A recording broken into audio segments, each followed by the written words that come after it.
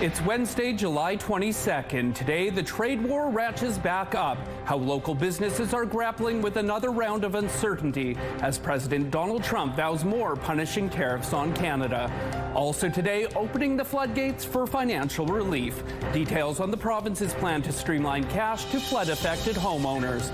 Plus, remembering a Labour leader, how the Canadian Union of Public Employees is paying tribute to the sudden passing of local President Gord Delbridge, and what happens next for the chapter. Your Morning Winnipeg starts right now.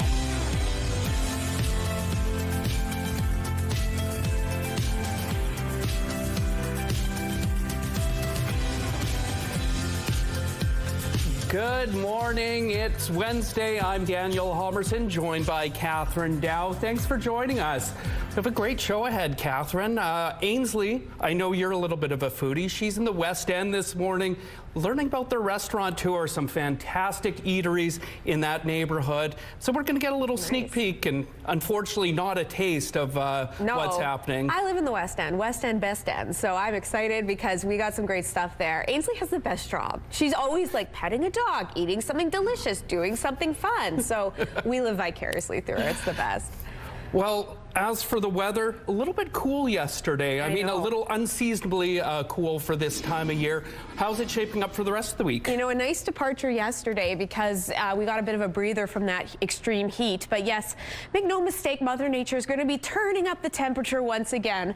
Outside right now, calm, sunny, lovely, 14 degrees. Winds are light out of the southwest at 14 kilometers per hour. Barometric pressure is falling, humidity sitting at 83%. So yes, lots of sunshine on the way. A couple glimmers though on our radar to show you. So you can see a little disturbance here or there, almost like freckles, bringing a slight chance of rain and thunderstorm activity to the parkland. Not registering either though is in the northeast. There's also a slight chance of rain and thunderstorms for you. Meanwhile, this is not a shock. Those air quality warnings still in effect, still persistent due to those ongoing wildfires. So you can see these areas lit up in white represent those areas that are seeing their air quality degraded even further by that smoke. Although we here in the south saw some smoke roll in yesterday, all these communities downwind of those fires, and we're likely going to continue with that today. Taking a check on our futurecast, you can slightly see that disturbance I mentioned in the northeast better here. So as the day progresses, you can see it clips through very northerly parts. So that's where that risk of rain and thunderstorm comes through. We are decently clear to kick us off, and then one or two clouds rolling in.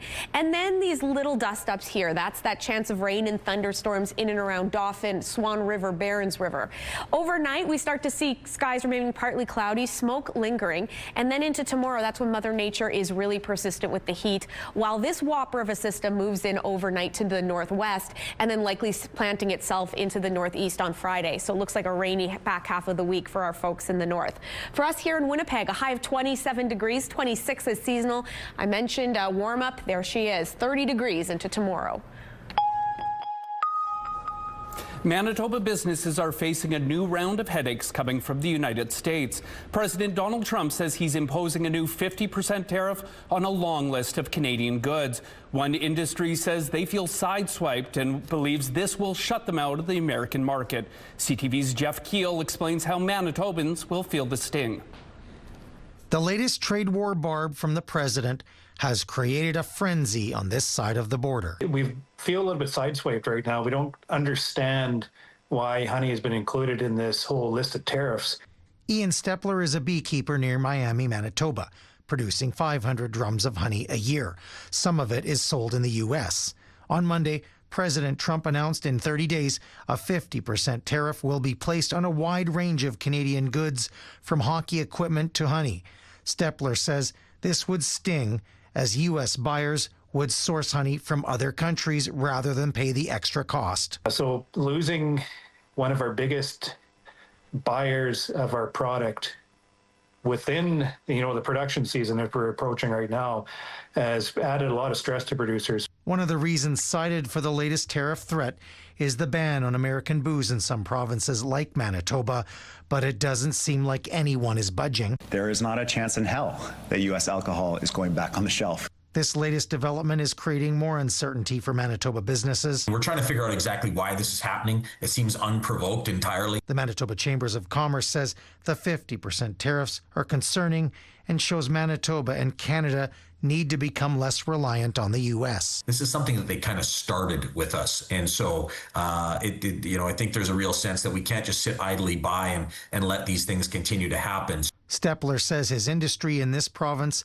sends 3 to 4 million pounds of honey south, returning $6 to $8 million into Manitoba's economy.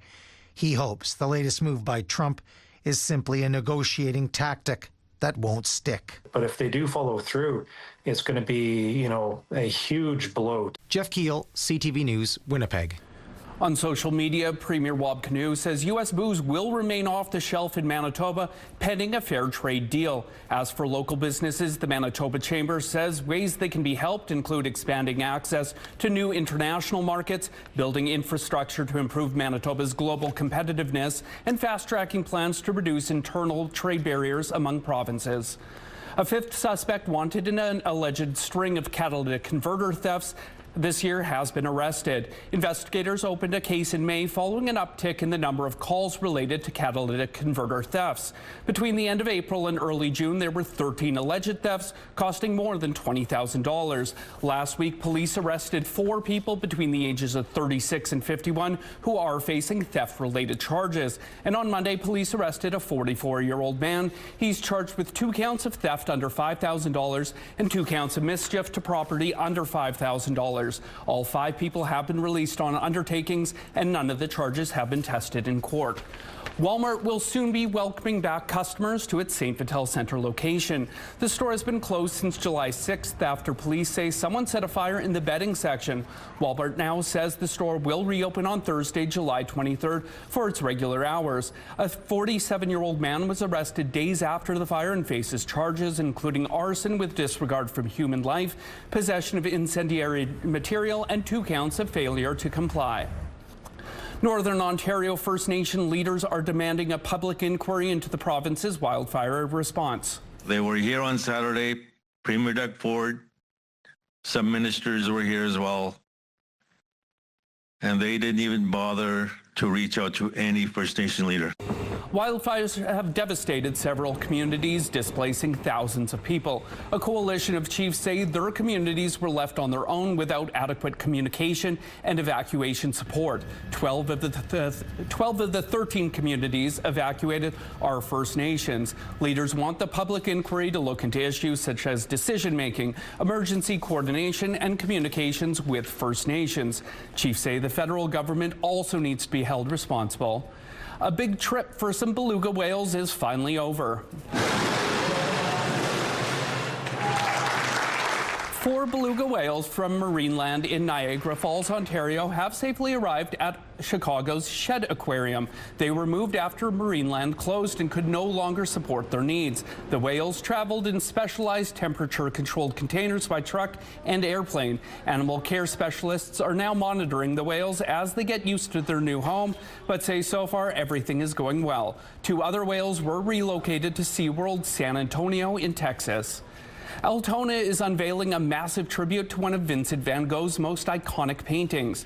No, these aren't ants crawling on a Van Gogh masterpiece. You're looking at painters using marine-grade plywood, fiberglass, and a lot of automotive paint to create this 24 by 32 foot sunflower painting. It's roughly the size of an average 2-bedroom apartment. The original was first put up in 1998, but was taken down in 2025 after a windstorm. Its 8,000-pound steel frame and 75.5-foot tall easel now have something to display. Maybe a lot of people don't know that when sunflower blooms, it faces east. And as the sun goes to the west, the sunflower follows it. And so when people drive by on the highway and see this big Van Gogh painting, their heads turn. This new version was unveiled Tuesday as the official kickoff to Altona's Sunflower Festival, which runs Friday through Sunday. One great thing about pickleball is it can be enjoyed by people of all ages. Which sports can you do when you're 90 years old? So, yeah, I just love it. Val from Ottawa plays pickleball almost every day. At 90 years young, she still schools many of the other players with her signature lob shot. Val's club celebrated her birthday last week. Her friends say Val is an inspiration for them to stay active. And taking a look at the current traffic situation on the St. James Bridge, just a couple vehicles out there. If you have any traffic tips or updates to share, text them to us at 10400. And just a little west of this, or east of the St. James Bridge, is where we find Ainsley McPhail this morning. She's in the city's West End neighborhood, and you're learning a little bit about an upcoming restaurant tour. Around the world in a few blocks, and that's really what the West End is all about. They've been doing this for over 20 years now. We're on Bistro on Notre Dame, and looking at the menu, I want to have breakfast, lunch, and dinner.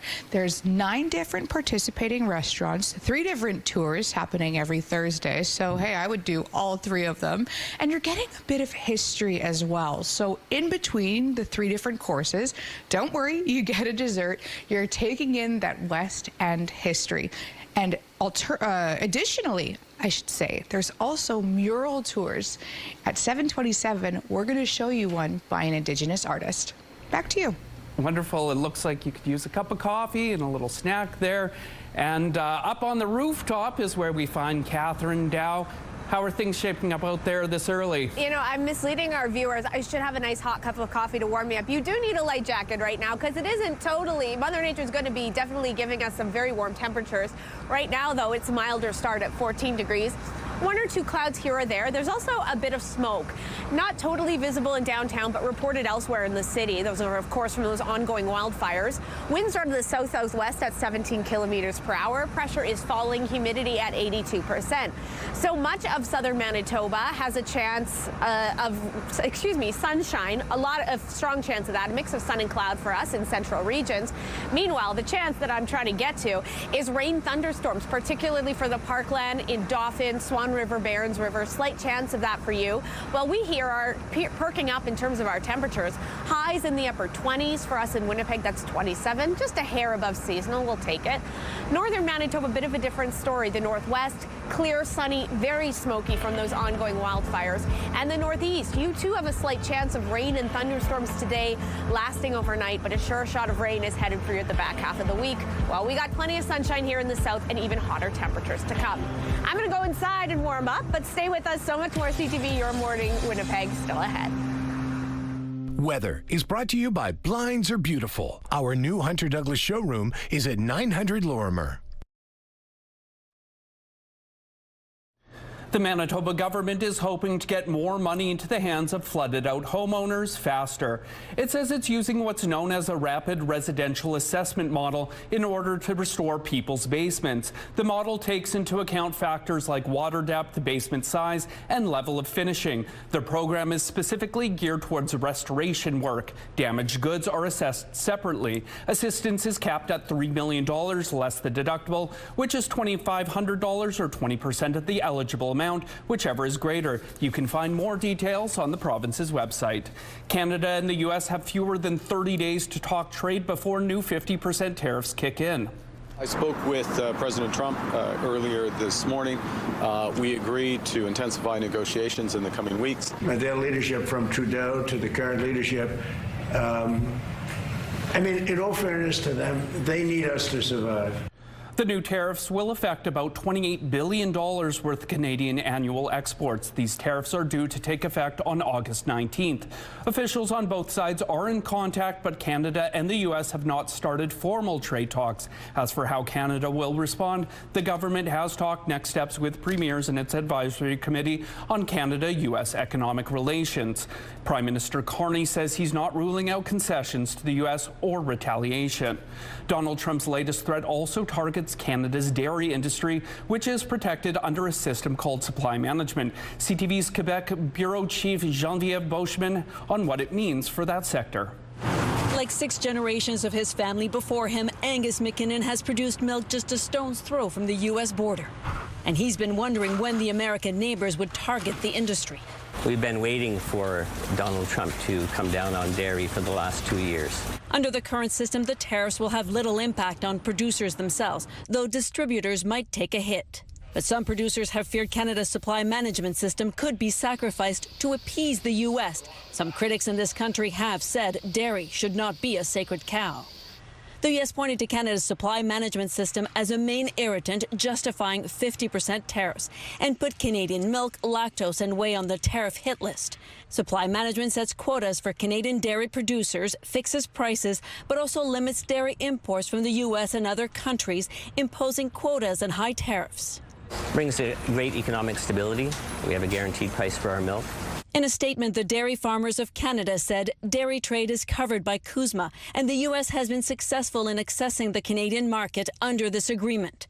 The association said that between 2019 and 2025, exports of U.S. products to Canada rose from $423 million to $1.06 billion. And dairy farmers say they're holding Ottawa to its word that supply management is here to stay. Canada is home to over 9,000 dairy farms, nearly half of which are in Quebec. Quebec was built on agriculture. Most are family-run with small herds. The state of Wisconsin alone produces more milk than Canada as a whole. But U.S. President Donald Trump has long said supply management is a highly protectionist barrier, treating American farmers unfairly. You can see that he's positioning himself, because keep in mind, Middle America elected Donald Trump. Middle America is agriculture. Milk producers will be watching closely over the next 30 days just what happens with the tariffs. Geneviève Beauchemin, CTV News, Coaticook, Quebec. New video shows the moment an incendiary device was ignited outside a federal building in New York City, housing the FBI and immigration officials.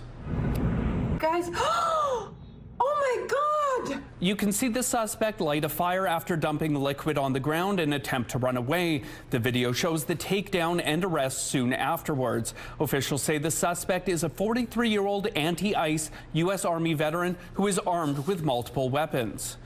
Well, it was a pinch me, I'm dreaming moment Tuesday for some Winnipeg children.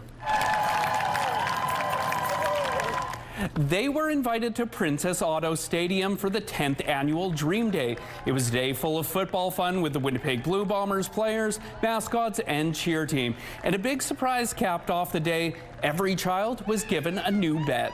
We really encourage them to dream big and play hard, and in the end, we surprise them with a bet of their own. To see the smile on the child's face and to see how much it means to them, because for these children, it's not just a bed for them. It's a sanctuary for many of these kids.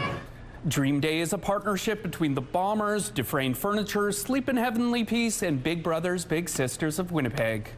And the Las Vegas Sphere has some competition. Check this out. It's the Nova Spherical Theater. It's opened in northern China. It stands at 46 meters tall with a 54-meter diameter. That's about half the size of the one in Vegas. China is planning to build 3 of these spherical theater venues.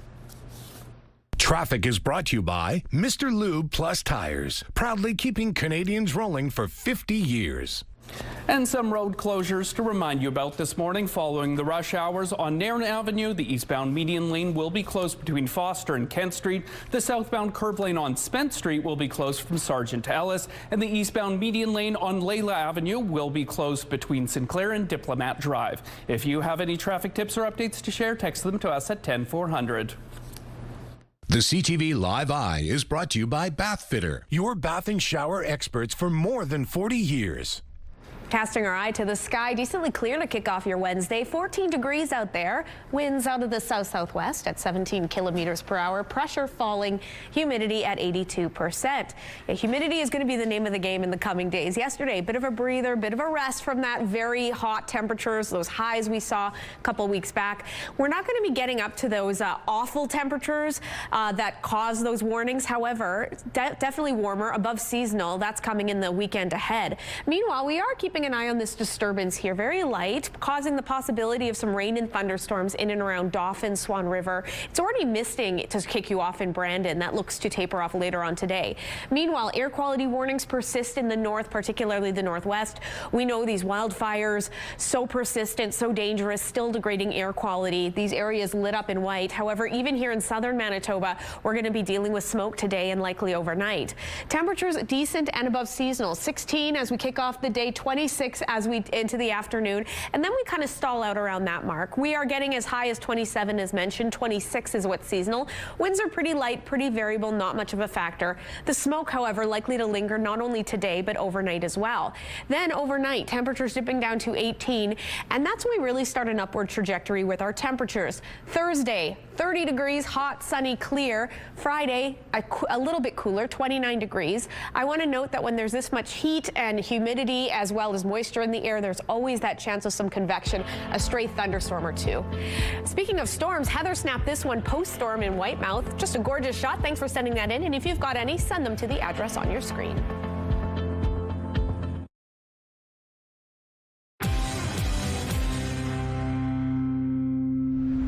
There's a homegrown tool to help visually impaired people practice before they're matched with a canine companion. It's an AI-enabled robotic dog that was designed at Ontario Tech University. CTV's John Musselman has the story. His name is Brando. He doesn't bark and he doesn't bite, but he's a pretty good walker. An AI-enabled robot dog prototype created by students at Ontario Tech University in Oshawa. The first part we can move by the remote, but now we use the AI to control it. Brando was designed to help people with sight loss practice guide dog skills before being matched with a real canine companion. Dr. Patrick Hung is the lead researcher behind this project. He or she has to wait for 3 to 5 years to get a real guide dog, okay? And even though like that, after the guide dog is ready, they have to train the person for another half year to either with the guide dog, and the person may never have any experience with a pet at home at all. So that's why we believe that the AI and robotics can play a role. Instead of replace the job of a guide dog, is to help to assist the entire training process. Developers say Brando can help build confidence for users. Students are working to make it feel real, adding fur, eyes, and ears that move. Although, yeah, it's a robot, but you want it to still feel like real, and people can actually feel more comfortable touching it. Similar AI robot dogs have been introduced in some U.S. states where they are being deployed in long-term care homes. They offer support to patients living with dementia. Back here at home, the goal is similar. We want to do more community engagement programs, such as with CNIB, Canadian Institute for the Blind, so that we can do more user testing to see how people really use that, and we want to see whether to add more functions. Robot guide dogs could be integrated into the guide dog training program within the next 2 to 3 years. John Musselman, CTV News in Oshawa. The 1988 and 1990 Winnipeg Blue Bombers are joining the club's Hall of Fame. The Bombers announced the inductees on Tuesday. These squads won the Grey Cup in their respective years, marking the second and third titles for the Bombers in 7 seasons. They'll join the 1984 Grey Cup team in the Hall. The teams will be recognized during the September 25th home game against the Toronto Argonauts and at a gala celebration the next day in support of football in Manitoba. The Hall of Fame started in 1984 to recognize players, coaches, and others who have contributed to the team's success over the years. We want to show you an amazing moment that sees a thrill seeker roll to new world records backwards.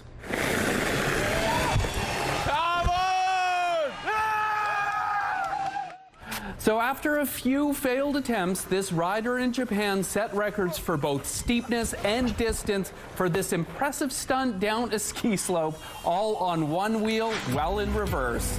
Well, don't be heading in reverse if you're out on the roads. There's a lookout at Notre Dame, though. Traffic moving lightly. We'll be right back with more CTV Your Morning Winnipeg.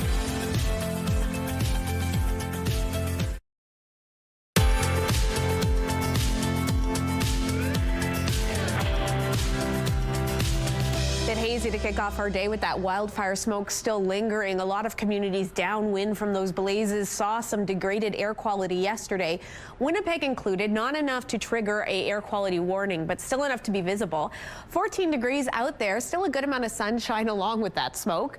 Winds are out of the south-southwest. Pressure is falling, humidity sitting at 82%. Not a lot to show you on our radar, except for a couple of glimmers here or there. You see a couple light disturbances there. Small chance of rain and thunderstorms for our friends in in the parkland, in and around Dauphin, Swan River, Barons River, you could be seeing a little bit of moisture today, though the chance is only about 30% by Environment and Climate Change Canada's estimation. Meanwhile, air quality warning persisting in the northwest. Temperatures in that region are at least going to be a little bit more favorable, which could hopefully help with the wildfire fight. But we know it's just been a rough slog there, and Mother Nature hasn't been helping matters much with these extreme temperatures. For us here in Winnipeg, not exactly extreme. Yesterday was cooler. Today we heat up slightly. 27 degrees our high. 26 is what's typical. Winds will be sort of variable, but for the most part out of the west at 20 kilometers per hour. Partly cloudy skies, and again that smoke not only persisting today but likely lingering overnight as well. That's when temperatures dip down to 18 degrees. Winds let up out of the southwest at 10 kilometers per hour. But tomorrow we're really going to be feeling the heat. 30 degrees, clear sunny skies, winds ramping up out of the southwest at 20 kilometers per hour. The weekend for those fringers, for those getting out and enjoying our summer, looks to be glorious but very hot once again. 29 on Friday and Saturday, plenty of sunshine, and then Sunday looks to be a scorcher, 32 degrees, and a reminder with this much humidity, there's always that chance of some stray thunderstorm activity as well. A warning, this next story may be upsetting to some viewers. A 16-year-old boy is facing animal cruelty charges after police say he killed a cat in public. Around 9:20 Monday evening, police were told someone with a knife was injuring a cat in the Centennial neighborhood. Officers arrived to the 600 block of Main Street and found a dead cat along with a suspect who they say was holding a knife. Police say several people witnessed the incident. Investigators believe the teen brought the cat to the location in a plastic bag while it was still alive. The 16-year-old is facing 10 charges, including killing or injuring animals, possession of a weapon, and failure to comply. A prominent Winnipeg Labour leader has died. The Canadian Union of Public Employees says Gord Delbridge, president of CUPE Local 500, died suddenly Monday. Details about his death were not shared, but CUPE said he suffered a medical emergency and was surrounded by loved ones when he passed. Delbridge was elected president in 2015. The organization represents workers at the City of Winnipeg, Assiniboine Park Conservancy, and the Winnipeg Humane Society, among others. He's been a leader not only for the people, but for residents and for our civic services and for fighting for public services to ensure safety and health and safety, you name it.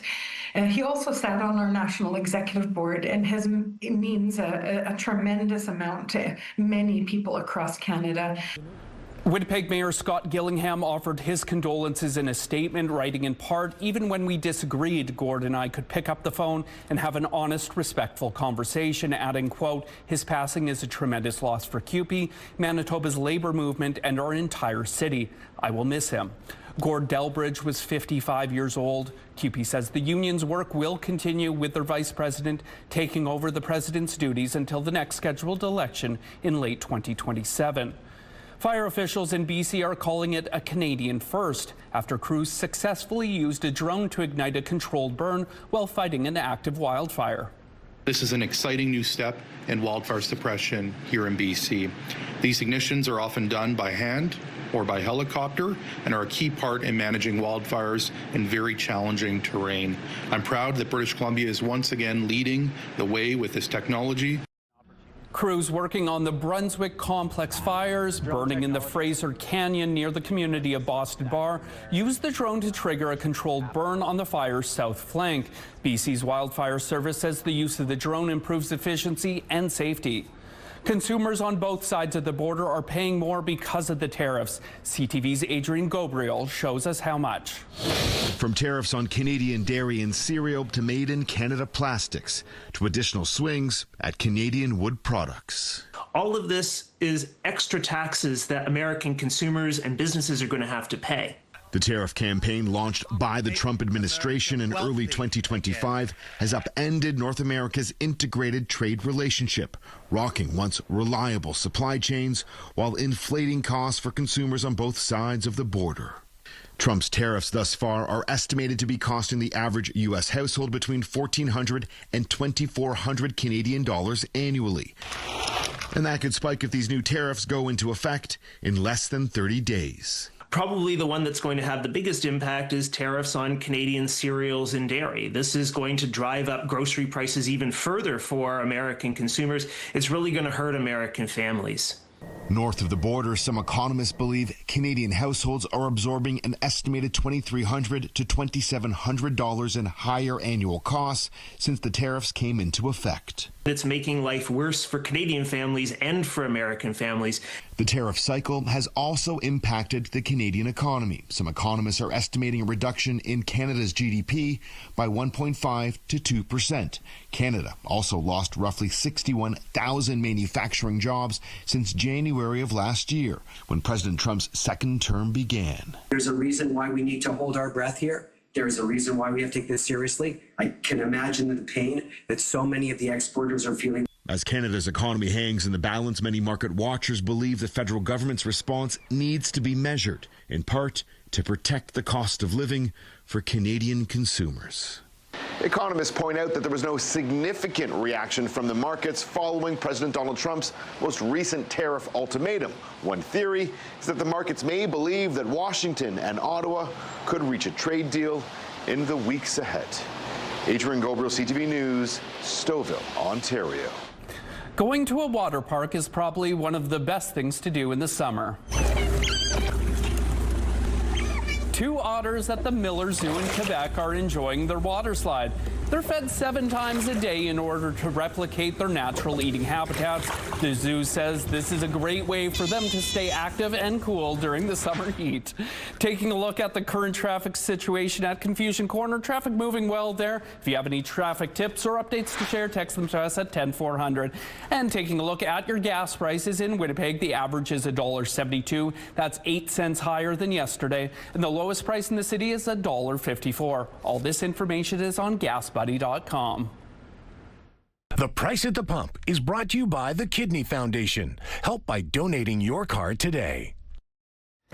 Our Ainsley McPhail is in the West End this morning learning about an upcoming restaurant tour. We'll have more up next on CTV Your Morning Winnipeg. Weather is brought to you by ABC Fire and Safety, your CO2 refill store. It's lovely out here to start off the day, but you do need a little bit of a jacket because, yes, these are kind of more mild temperatures. Definitely not going to be the case into the afternoon. You'll be losing a layer. 14 degrees currently, pretty sunny. There is a little bit of smoke still here, and it's likely to stay that way through the day. Winds are out of the south-southwest at 17 kilometers per hour. Pressure falling, humidity at 82%. So, yes, much of southern Manitoba in store for a sunny day. Maybe a couple periods of clouds here or there, particularly in Winnipeg and the surrounding Red River Valley. Temperatures in the upper 20s. For us in Winnipeg, that's 27 degrees. Bit of a caveat here. There is a slight chance of rain and thunderstorms in the southwest, but specifically the Parkland. Dauphin, Swan River, Barons River, you could be seeing a little bit of moisture today, likely nothing substantial. Meanwhile, to the north, definitely smoky, air quality warning still in effect, particularly in the northwest. In that region, sunny and hot with some smoke and haze likely for you. Meanwhile, the northeast, in and around Thompson, you too could have a bit of a stormy day. Rain and thunderstorms possible. Likely, though, it'll be a mix of sun and cloud. We're heading on over to the West End, where Ainsley McPhail is learning about some really neat restaurant tours. Ainsley. Around the World in a Few Blocks is what it's called. We're at Bistro on Notre Dame. Dean Herkert is joining us now, and you are going to tell us about these wonderful local dishes and why you're participating in the tour as well. So first things first, you've plated something exceptional for us, but you're going to share the history. Yes. For those on the tour that are going to participate in the West End tour, we're introducing Wisnabu. It won't actually be on the menu until the fall, but we are giving those participants a sneak peek at it. The dish itself is based on hominy and pemmican. Hominy is a form of corn, nixtamalized corn. It was our way of preserving corn before refrigeration. And same with pemmican. It was our way of preserving meat before refrigeration.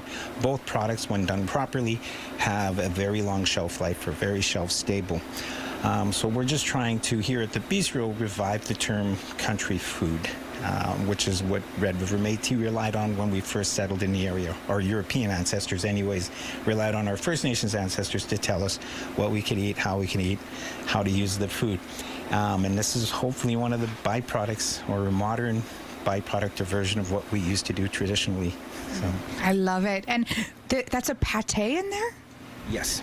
Yes. The original dish itself was not pate, but a pate is, the modern version of how we like to eat our organ meats, or, if you're into any kind of nose to tail butchery or using the whole animal, pate is the modern variation of being able to use the whole animal. I love that I have a bite and then I also get to learn the history. That's what these tours are all about. Why should people take part? I think the West End has explained it very well. We're a very diverse neighborhood. You get a chance to sample food from different cultures, different countries, in a very diverse. It's very diverse, and you don't have to travel a lot to experience it. In a couple blocks. Where can people find you quick? We're at 784 Notre Dame Avenue. Okay. Well, it's called Bistro on Notre Dame, so if you can't figure that out, just go for a walk. It'll be for a few blocks, eh? Back to you. A look at the early markets. The Dow Jones drops slightly decreased. The Nasdaq lost 160 points. The S&P index is flat. The Canadian dollar is set to 70.94 cents US. Overseas, the Hang Seng fell 239 points. The Nikkei is 160 points down. Manitoba's police watchdog is investigating after a man was seriously injured when his scooter and a police vehicle collided. It happened Monday at around 6 p.m. in the Silver Heights neighborhood. Police say officers spotted a man who they believed was at large and had 2 warrants out for his arrest. The officers tried to arrest him, but the man got on a scooter, started riding away, and collided with a police cruiser. He was brought to hospital in unstable condition, and because of the man's injuries, the independent investigation unit is now probing the incident. Police say while the 50-year-old man was being detained, officers found cocaine, methamphetamine, and a little more than $400 in cash. The man is now facing more charges, including 2 drug-related charges, resisting a peace officer, and possession of proceeds of crime. None of the charges have been proven in court. Manitoba Hydro is facing pushback over an estimated $3 billion plan to build new gas-fired turbines at the Brandon Generating Station. The 3 turbines would add 750 megawatts of capacity. It's part of a broader 10-year energy plan that also calls for up to 600 megawatts of Indigenous-owned wind power, plus new efficiency and demand response programs. The Public Utilities Board is scheduled to hold hearings on the proposal next week. However, Climate Action Team Manitoba says an independent report shows Hydro hasn't proven the gas plant is the cheapest option and argues newer technologies could do the job for less. That's a massive investment. We know that Hydro is already dealing with a huge debt problem. And so, especially when we know that newer technologies, which are well proven in many other jurisdictions, offer a lower cost option than these do, we think that Hydro needs to be really sent back to the drawing board with just a fundamental acknowledgement that there are alternatives. Hydro says that's just one perspective among several in an open regulatory process. It says it's confident its plan is the right path forward. It says the turbines would run infrequently, mainly to cover peak demand and as backup during droughts or extreme weather, working alongside 2 gas turbines already at the site. If approved, the new units are expected to be online by summer 2030. In the spirit of freer trade among provinces, 9 premiers say they're updating rules to allow more Canadian brewers and distillers to sell alcohol directly to consumers outside of their home provinces. This would lift barriers that make it more difficult or costly for manufacturers to sell alcohol interprovincially. Manitoba is among the provinces signing on to the agreement after having already reached deals to permit more interprovincial sales of certain types of alcohol. In a statement, the premiers say Quebec and Yukon are aiming to sign the agreement in the near future, while BC said it would allow companies to sell directly to consumers by February of next year. As tensions over tariffs ramp up, the federal government says Canada will no longer be celebrating the opening of the Gordie Howe International Bridge with the United States. Instead, a Canada-only celebration will take place. It's set for Friday, and the bridge is still scheduled to officially open on Monday. The Gordie Howe Bridge connects Windsor to Detroit. The opening has already been delayed by trade tensions between the 2 countries. Well, there's no such thing as a birthday without a little cake.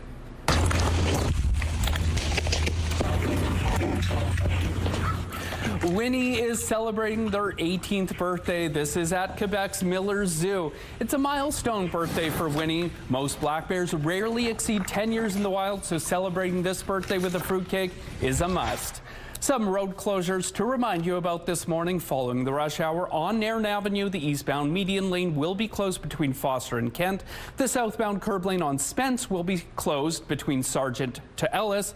And the eastbound median lane on Leela Avenue will be closed between Sinclair and Diplomat Drive. If you have any traffic tips or updates to share, text them to us at 10400. That's how I take down my birthday cake, too. Alone, no one gets a piece. I also just turned 18, so I can relate to that, Bear. It's gorgeous out there to kick off the day. 14 degrees, couple clouds, and a little bit of smoke as well. Winds are out of the south-southwest at 17 kilometers per hour. Pressure is falling. Humidity sitting at 82%. Yes, so we're still in the throes of these ongoing air quality warnings in the northwest, particularly. Areas lit up in white, they're affected, but this won't be news. Of course, those wildfires have been ongoing for the last number of days and weeks, degrading the air quality, and that looks to only continue today. Meanwhile, there's a slight chance, but a chance nonetheless, of some rain and thunderstorm activity to the northeast. Rain would be a huge help in this wildfire fight, but the chance is a little bit low. Temperatures at 25 degrees in Thompson, as is the case in Island Lake, 23 in Gillam, over in Churchill, warmer today at 21. The northwest, sunny and smoky for you. These very hot temperatures aren't helpful at either with those wildfires still ongoing. Temperatures there above seasonal, peaking in the upper 20s.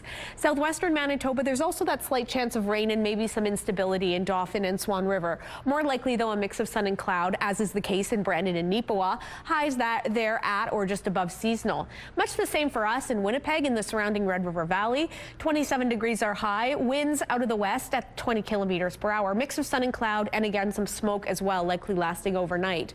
Northwestern Ontario, mix of sun and cloud for you, maybe even a little bit more cloudy in Kenora. High of 25 degrees there, 24 in Red Lake, a little bit clearer as you go further east. For us here in Winnipeg, we're starting to see those temperatures climb into tomorrow, setting the stage for a lovely, if not very hot weekend. 30 degrees on Thursday, lots of sunshine. A little bit more cloudy on Friday, 29 degrees. And then into the weekend, looking very, very hot indeed. Saturday, 29 again. Sunday looks to be a very hot one, 32. A reminder, I sound like your nagging mother. These temperatures can be quite extreme, so if you're spending any amount of time outside, make sure you're taking precautions. Water, sunscreen, take breaks, all the things to make sure that it's still a fun, sunny day.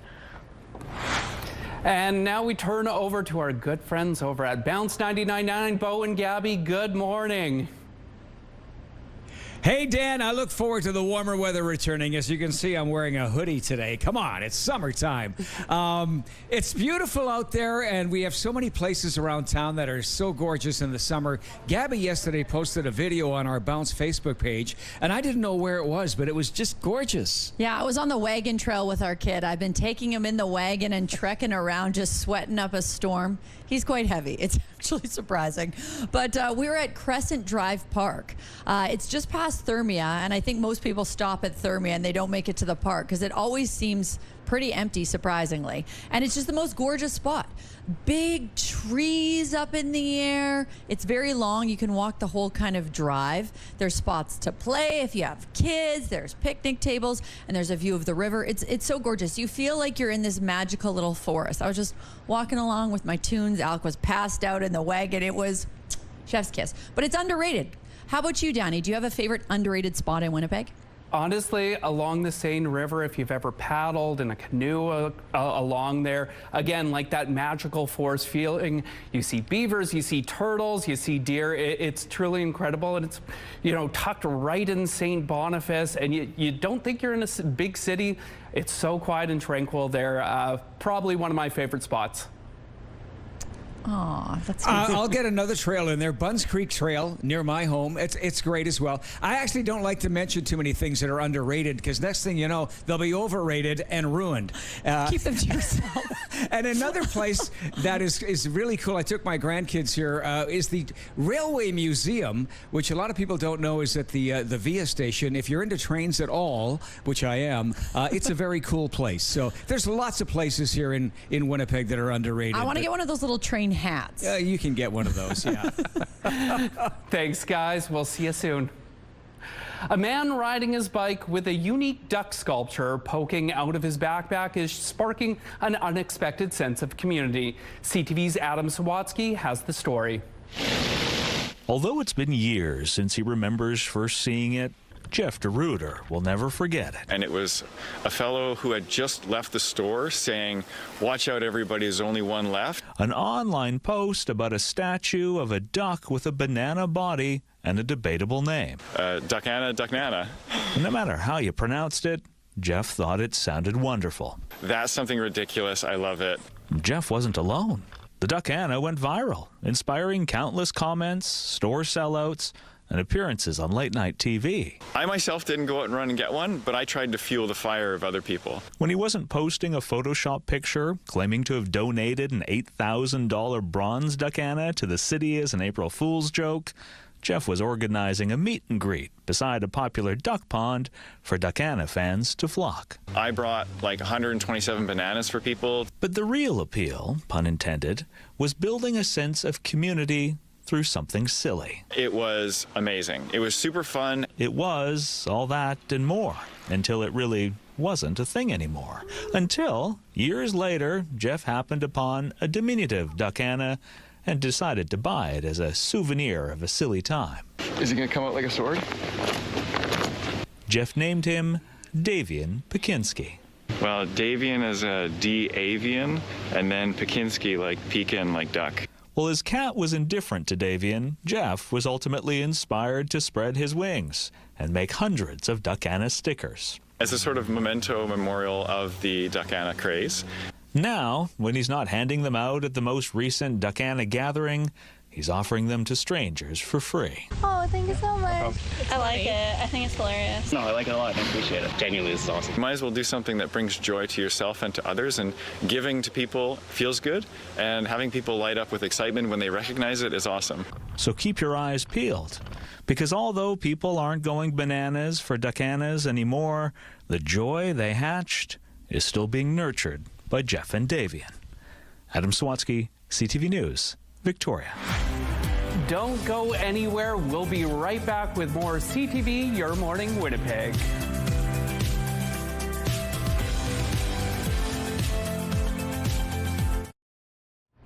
It's Wednesday, July 22nd. Today, trade tensions, how new U.S. tariffs could impact Manitoba businesses and industries. Plus, flood relief. Flooded homeowners could get financial help faster under Manitoba's new assessment model. And Dream Day, how the Blue Bombers help kids score the sweetest surprise of the day. Your Morning Winnipeg starts right now.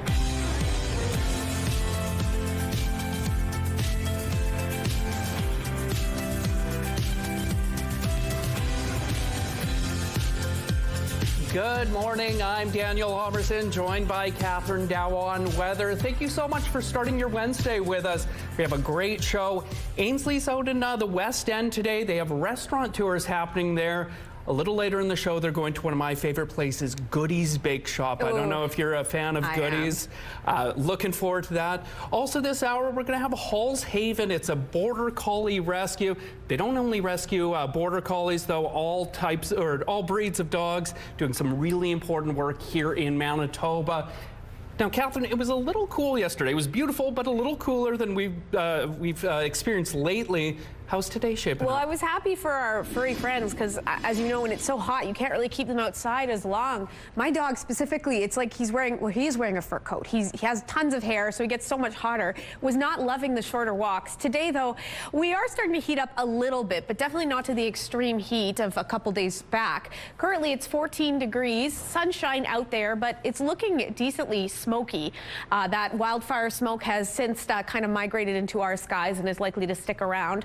Winds are out of the south-southwest this hour at 17 kilometers per hour. Pressure falling, humidity sitting at 82%. So yes, we're starting to heat up slowly but surely with our temperatures. With it too, a slight chance of rainfall and thunderstorm activity over particularly in the southwest, the Parkland region to be exact. You can see a couple glimmers, a couple flare-ups here or there. Likely it won't amount to much, but there's always that chance. Meanwhile, we know that air quality warnings have been persisting for the last number of weeks and days because of those ongoing blizzards blazes, particularly in and around Lynn Lake. It looks like air quality has degraded once again. Hot temperatures and all that sunshine really not helping things. And again, that smoke has also migrated downwind to us here in Winnipeg and the surrounding Red River Valley. Meanwhile, speaking of rainfall and thunderstorm activity, here, this little system here, keep an eye on it. In those areas in the very northerly parts of our province, it has that chance of rain and thunderstorm activity as well. Rain we could use with that wildfire fight. The thunderstorms not helpful. For us here, you see glimmers of clouds here or there. There's those couple of disturbances I mentioned. Then overnight, cloudy, partly cloudy for us here in Winnipeg, and some smoke lingering while rainfall could persist in the northeast. Then we keep an eye on this system here, really materializing for the northwest into Thursday and then pushing into the northeast overnight. In terms of our temperatures, 27 degrees, 26 is what's seasonal, and we're heating up into the weekend. Oh my goodness, our weather out of the day, I forgot about this. Logan had a people draw beautiful sunshine, all sorts of different takes. This is a very specific take. Logan literally gave us a forecast. That is incredible. I love your creativity. Meanwhile, we want you to submit your child's weather art of the day. To do so, just visit our website, ctvnewswinnipeg.ca, fill out the form. Your art can be shown on Your Morning Winnipeg, but it's also going to enter you into our monthly contest for a chance to win a $100 gift card from Crockadoodle at the Kenaston and Regent locations. The weather art of the day is brought to you by Crockadoodle Paint Your Own Pottery, now open on Regent and Kenaston. Manitoba businesses are facing a new round of headaches coming from the United States. President Donald Trump says he's imposing a new 50% tariff on a long list of Canadian goods. One industry says they feel sideswiped and believes this will shut them out of the American market. CTV's Jeff Giel explains how Manitobans will feel the sting. The latest trade war barb from the president has created a frenzy on this side of the border. We feel a little bit sideswiped right now. We don't understand why honey has been included in this whole list of tariffs. Ian Stepler is a beekeeper near Miami, Manitoba, producing 500 drums of honey a year. Some of it is sold in the U.S. On Monday, President Trump announced in 30 days a 50% tariff will be placed on a wide range of Canadian goods, from hockey equipment to honey. Stepler says this would sting, as U.S. buyers would source honey from other countries rather than pay the extra cost. So losing one of our biggest buyers of our product within, the production season that we're approaching right now has added a lot of stress to producers. One of the reasons cited for the latest tariff threat is the ban on American booze in some provinces like Manitoba, but it doesn't seem like anyone is budging. There is not a chance in hell that U.S. alcohol is going back on the shelf. This latest development is creating more uncertainty for Manitoba businesses. We're trying to figure out exactly why this is happening. It seems unprovoked entirely. The Manitoba Chambers of Commerce says the 50% tariffs are concerning and shows Manitoba and Canada need to become less reliant on the U.S. This is something that they kind of started with us. And so, I think there's a real sense that we can't just sit idly by and let these things continue to happen. Stepler says his industry in this province sends 3 to 4 million pounds of honey south, returning $6 to $8 million into Manitoba's economy. He hopes the latest move by Trump is simply a negotiating tactic that won't stick. But if they do follow through, it's going to be, a huge blow. Jeff Giel, CTV News, Winnipeg. On social media, Premier Wabkanu said U.S. booze will remain off the shelf in Manitoba, pending a fair trade deal. As for local businesses, the Manitoba Chamber says ways they can be helped include expanding access to new international markets, building infrastructure to improve Manitoba's global competitiveness, and fast-tracking plans to reduce internal trade barriers among provinces. The search for two boys swept away by fast-moving rapids in a Manitoba lake is entering its 5th day. RCMP says search teams continue to scour Nudimick Lake and nearby shorelines for the 10 and 13-year-olds missing since Saturday. Police are encouraging boaters in the area to report anything that may help locate the boys. That includes clothing, footwear, or items that appear out of place. A 5th suspect wanted in an alleged string of catalytic converter thefts this year has been arrested. Investigators opened a case in May following an uptick in the number of calls related to catalytic converter thefts. Between the end of April and early June, there were 13 alleged thefts. costing more than $20,000. Last week, police arrested 4 people between the ages of 36 and 51 who are facing theft-related charges. And on Monday, police arrested a 44-year-old man. He's charged with 2 counts of theft under $5,000 and 2 counts of mischief to property under $5,000. All 5 people have been released on undertakings, and none of the charges have been tested in court. Altona is unveiling a massive tribute to one of Vincent van Gogh's most iconic paintings. No, these aren't ants crawling on a Van Gogh masterpiece. You're looking at painters using marine-grade plywood, fiberglass, and a whole lot of automotive paint to create this 24 by 32-foot sunflower painting. It's roughly the size of an average 2-bedroom apartment. The original was first put up in 1998, but was taken down in 2025 after a windstorm. Its 8,000-pound steel frame and 75.5-foot tall easel now have something to display. Maybe a lot of people don't know that when a sunflower blooms, it faces east. And as the sun goes to the west, the sunflower follows it. And so when people drive by on the highway and see this big Van Gogh painting, their heads turn. This new version was unveiled Tuesday as the official kickoff to Altona's Sunflower Festival, which runs Friday through Sunday. And the Las Vegas Sphere has some competition. The Nova Spherical Theater has opened in northern China. It stands at 46 meters tall with a 54-meter diameter. That's about half the size of the one in Vegas. China says it's planning to build 3 of these spherical theater venues. And taking a look at the current traffic situation on the Norwood Bridge, moving steady there. Send your traffic tips to us at 10400.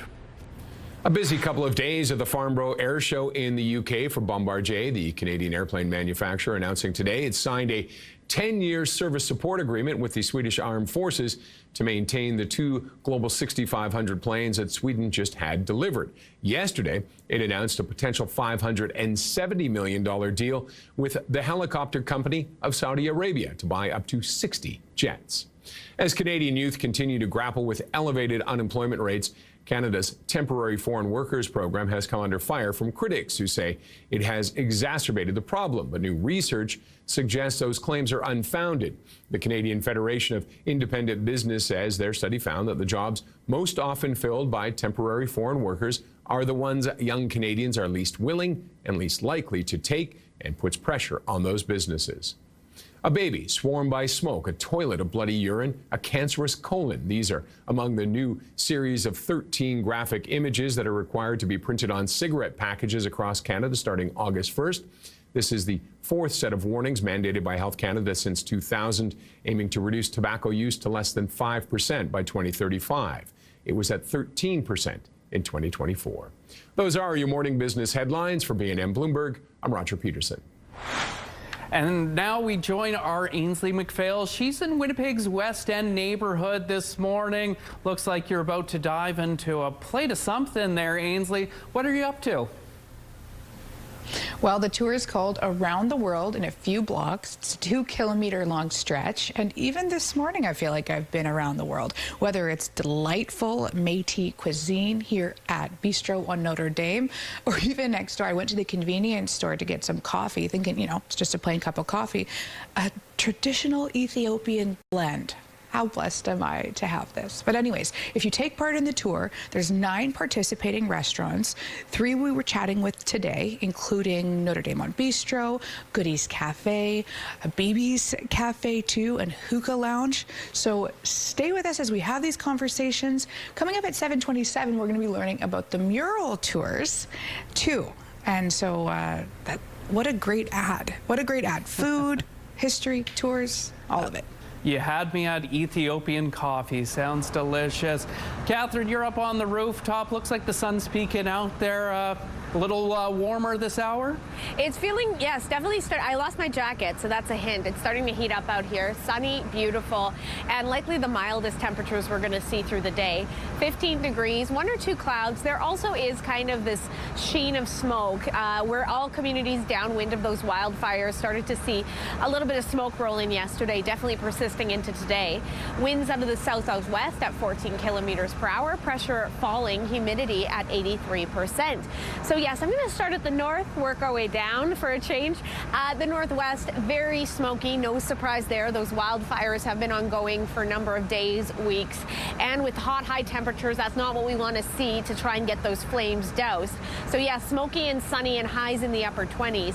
Bit cooler to the northeast by a few degrees. Meanwhile, there is a stray chance of rain or thunderstorms. Likely, though, it'll be a mix of sun and cloud. For us here in the south, smoky through much of the day and evening for that matter. Temperatures there, maybe a hair above seasonal. For us in Winnipeg, that's 27. Meanwhile, our friends in the Parkland have a small chance of rain and instability as well, not only today as overnight. For us here overnight in Winnipeg, that smoke does persist. Couple clouds here or there. Temperatures dipping to about 18 degrees. And then tomorrow, we really start to see things warm up. By tomorrow, we're cracking the 30-degree mark under plenty of sunshine, and we're kind of sticking with that theme into the weekend. Hot and sunny. Weather is brought to you by Canadian Footwear, helping you find the perfect fit.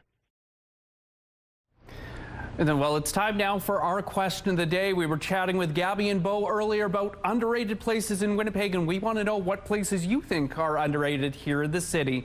You can text your answer to 10400. Make sure to follow the automated instructions so that we can feature your response, and don't forget to include your name. Question of the day, brought to you by Provivo, Manitoba's #1 cool sculpting clinic, science-backed body contouring. At Your Morning Winnipeg, we're all about celebrating your amazing pets, furry, feathered, or scaly. Your Pet of the Week submissions have been amazing, and we want to see even more. Whether it's dogs, cats, birds, or any other pet pals, send them our way. Drop your pet photos and a fun little story about them to Pet of the Week at ctv.ca.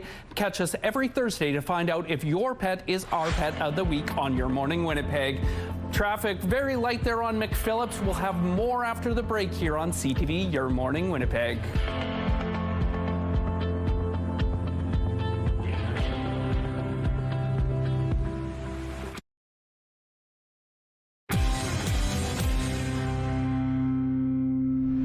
The Manitoba government is hoping to get more money into the hands of flooded out homeowners faster.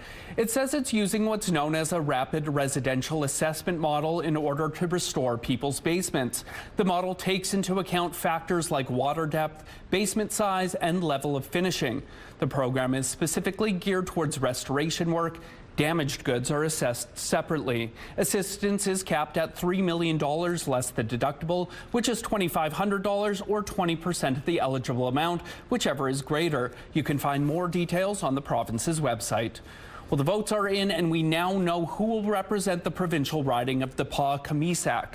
Unofficial results from Elections Manitoba shows Jennifer Flett, the NDP candidate, winning the by-election by a landslide to become the province's newest MLA. Elections Manitoba data shows Flett capturing 74% of the vote. In all, more than 3,500 people casted their vote, a turnout of 36%.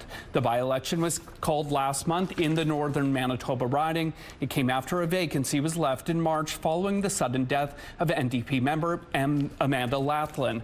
Tuesday's results mean that the governing NDP will hold 34 seats in the Manitoba legislature. The PCs have 20, the Liberals hold 1, and there are 2 independent members. Well, it was a pinch me, I'm dreaming moment Tuesday for some Winnipeg children. They were invited to Princess Auto Stadium for the 10th annual Dream Day. It was a day full of football fun with the Winnipeg Blue Bombers players, mascots, and cheer team. And a big surprise capped off the day. Every child there was given a new bed. We really encourage them to dream big and play hard, and in the end, we surprise them with a bed of their own. To see the smile on the child's face and to see how much it means to them, because for these children, it's not just a bed's not just a bed for them. It's a sanctuary for many of these kids. Dream Day is a partnership between the Bombers, Dufresne Furniture, Sleep in Heavenly Peace, and Big Brothers Big Sisters of Winnipeg. Taking a look at the current traffic situation in Osborne, moving very nicely there. Send those traffic tips to us at 10400. And Winnipeg Comic-Con has announced its first wave of celebrity guests for this fall's event. A big draw for the festival is television icon Giancarlo Esposito. He's best known for his role as the suave and dangerous Gus Fring on Breaking Bad and Better Call Saul. He's also a key cast member in The Mandalorian. Of course, you can expect the usual fan favorite special events, a costume contest, and live entertainment. Also on tap for this year's event are Elizabeth Maxwell, Jason Liebrecht, Catherine Tate, Troy Baker, and Brandon Rogers. They all join previously announced guest of honor actress Famke Janssen. Winnipeg Comic-Con runs October 30th to November 1st at RBC Convention Center. Disney on Ice is back with a brand new show. It's bringing characters from Moana 2 and Inside Out 2 to the ice for the very first time. In all, you'll see 50 characters from across the Disney universe as they jump, twist, and glide along to your favorite Disney songs. Disney on Ice presents Jump In is set for a series of shows between November 13th and 15th at Canada Life Centre. General sale tickets are available starting next Tuesday through Ticketmaster. Well, it's been about a decade since the X-Files were last on the air, but it seems the truth is still out there. That's Gillian Anderson reprising her character Dana Scully. But this latest case she's investigating isn't for a new show. It's for a new X-Files themed Lego set that will hit stores on August 4th. But make sure your wallet wasn't abducted. The X-Files Lego set costs a whopping $270.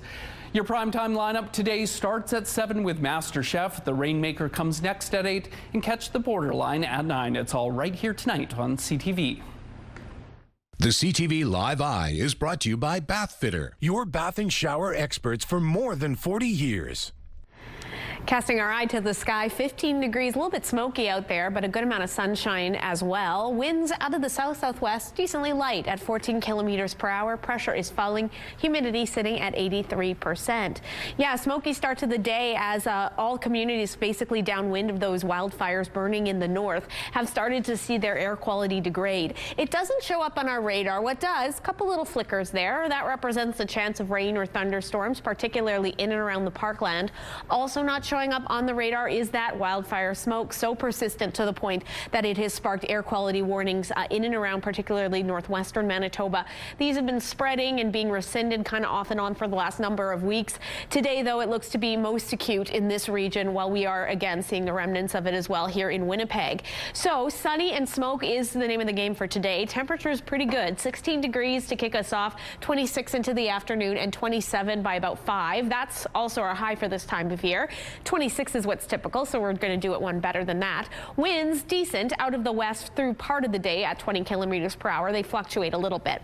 Then overnight, temperatures dipping down to 18 degrees. That's smoke likely to persist, a couple clouds as well. And then into tomorrow, we're really starting to see Mother Nature turn up the heat.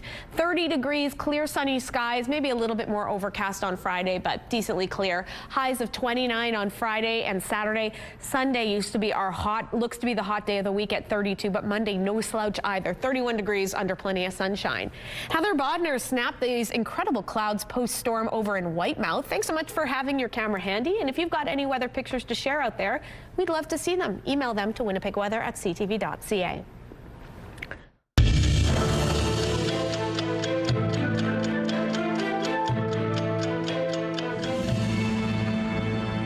July 22nd, 1968. A fast-spreading fire at the Basilica of St. Boniface destroyed the church and dozens of priceless artifacts of Western Canadian history. The ruins, consisting of the stone facade and walls, were preserved, and a new modern cathedral was built within the space. The new building opened in 1972. July 22nd, 2004. Molson Incorporated, Canada's largest brewer, agreed to merge with Denver-based Adolph Coors Company in an $8 billion deal that created a new beer giant and ended the independence of two of North America's biggest family-run brewing icons.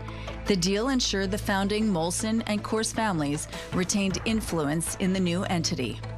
July 22nd, 2013. The Duke and Duchess of Cambridge, Prince William and Kate, welcomed the birth of their first child, George Alexander Louis. He would be known as His Royal Highness Prince George of Cambridge. His birth was celebrated across the Commonwealth. The Government of Canada presented commemorative gifts and a donation to a children's charity in his honor. The odds of identical quadruplets are 1 in 15 million, but one family in Australia has beat those odds. ABC's Hannah Batta has the story. It's one of the rarest births in the world. A 34-year-old woman in Australia has delivered identical quadruplets. The family calling their newborn girls 4 precious miracles. It's amazing, to be honest, particularly the fact that this was spontaneously conceived. One fertilised egg that then splits not once, not twice, but 3 times into 4 different babies who then share a placenta. That is just incredible. The odds for such a birth? 1 in 15 million. The girls were naturally conceived. A surprise for mom, Genitar, and dad, Jortham, who already have 4 children. While it was considered a high-risk pregnancy, mom was able to deliver the babies at 28 weeks via C-section with no complications.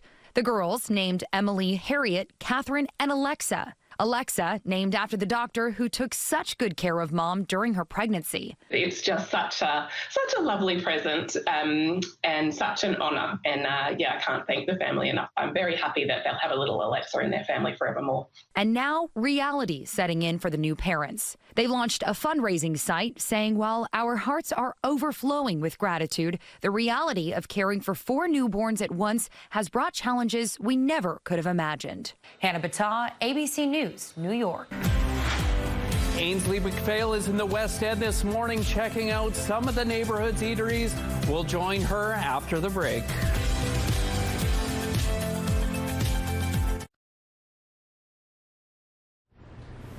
Winnipeg's food scene is underrated. There are so many fantastic restaurants, eateries, bars, you name it, this city has it. And the West End neighborhood has plenty of them, and that's where we find Ainsley this morning, learning a little bit about a restaurant tour happening in the area. Danny, if I learned anything this morning, it's that I have not been eating enough in the West End because there's so much to offer. These restaurant tours are going to provide that. Braden Augustine is our next guest. Tell us all about it. Yeah, so the Western Restaurant Tours, affectionately known as Around the World in a Few Blocks. It's a restaurant tour that we run every summer, and it's running every Thursday night from 6 to 9 p.m. And it takes you through one of 3 different routes, but 3 different restaurants plus a dessert at the end. And you learn a little bit about the history and kind of the restaurants that are in the West End. So what are the benefits of that? You have lots of tourists doing this, but it's not just for them. Yeah, so it's really it's meant for everybody, whether it's tourists coming into Winnipeg for the first time or for local Winnipeggers. It's a chance to maybe experience a restaurant or an area of the city that people are not familiar with, and learn a little bit about the history of the center of Winnipeg. You work for the West End, so I don't know if this is appropriate to ask, but do you have any favorites? We're sitting in Bistro in Notre Dame right now. It's an Indigenous restaurant, and it's kind of a staple of the West End cultural kind of cuisine. Nice, a focal point too when you've got this splendid Métis dish. There's also mural tours. So while there's taste buds, it's also a visual sense too. Yeah, totally. So every weekday, twice a day, 10:30 a.m. and 2 p.m. we run mural tours. So it's about a 2-kilometer walk through the West End, and it will show off about 10 to 12 different murals depending on how quickly. And you talk a little bit about the history of the West End, some of the people who made the West End what it is today. It's kind of public art. And I believe at 8:06, we're actually going to head to one of the murals, an Indigenous mural by a local artist. Where can people find out about this stuff? Yeah, it's all available on our website, westendbiz.ca/visit. You can book mural tours and restaurant tours there. Awesome. Thank you so much. Today I've already had Ethiopian coffee. I'm hoping to maybe have a bite of this guy. And then also there's going to be sweets coming in too. So you got to have a breakfast dessert. Back to you. I feel every time I'm with Ainsley, she always gets to have a donut or some other sweet treat. Very jealous here in the studio.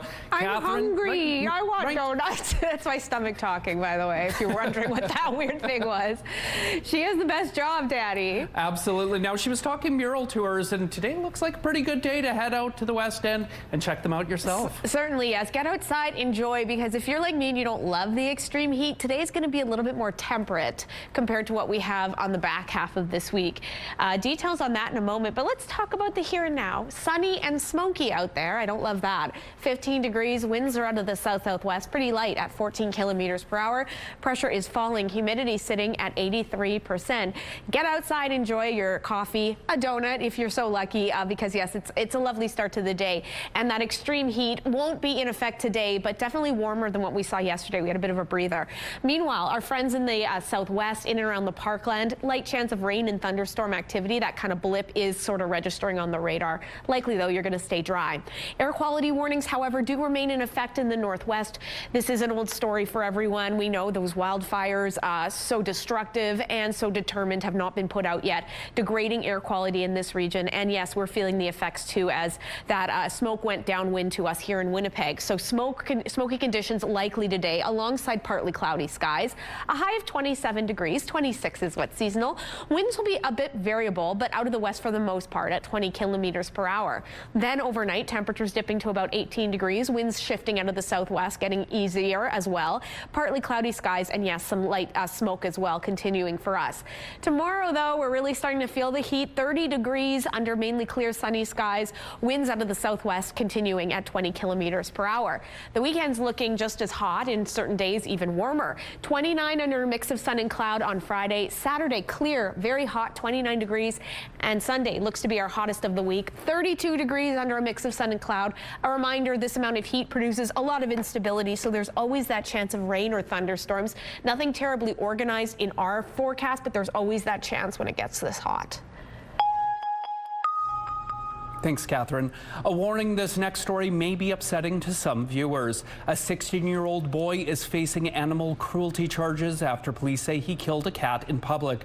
Around 9:20 Monday evening, police were told someone with a knife was injuring a cat in the Centennial neighborhood.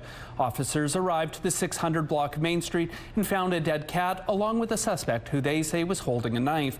Police say several people witnessed this incident. Investigators believe the teen brought the cat to the location in a plastic bag while it was still alive. The 16-year-old is facing 10 charges, including killing or injuring animals, possession of a weapon, and failure to comply. The City of Winnipeg is seeking a contractor for the Louise Bridge Rehabilitation Project. An annual inspection in May 2025 found serious issues with the structure. A tender for the project notes the work will include structural pier rehabilitation, riverbank stabilization, underwater work, as well as the installation of bridge bearings. The deadline for submissions is August 18th. The city intends to award the contract by the end of September, with work starting on the site no later than November 1st. $12.6 million is available for this phase of the project. People in Calgary have been looking for a missing 11-year-old Calgary boy, Parker Wells, for 1 week, and they're doing everything they can to find him. Some of these people have been doing this for the past 6 days, looking for this kid, and it's just really heartwarming to see in a really devastating situation. Parker went missing from his day home last Thursday morning in Northwest Calgary. Supported Lifestyles and Responsive Children's Supports released a statement confirming Parker had been in their care the day he went missing. It says Parker made a sudden exit from the property. Staff members, quote, followed company policy and procedures and immediately went out in search of Parker. He's nonverbal and lives with autism. Police also shared this map outlining his confirmed movements, which were captured on surveillance footage. Meanwhile, police are warning of a donation scam through a GoFundMe campaign claiming to support Parker's case. Officials said the fundraiser is not authorized and has no connection to Parker's family. Well, for the 11th straight night, the U.S. has targeted Iran, and U.S. President Donald Trump is now threatening to hit an underground nuclear site. We think that a nuclear-armed Iran is an unacceptable thing. It can't happen. And that's what they were going to do if they hid behind this conventional shield that they were building. And the president just was going to stand by and allow that to happen. U.S. Central Command said the strikes in Iran were aimed at degrading Iran's ability to threaten commercial shipping in the Strait of Hormuz. Iranian state media reported that air defenses were activated in the capital of Tehran, and explosions were also reported in several cities, including an area home to Iran's only nuclear power plant. Iran and the U.S. agreed to a ceasefire in April, but hostilities sparked again last week as both countries battled for control over the Strait of Hormuz.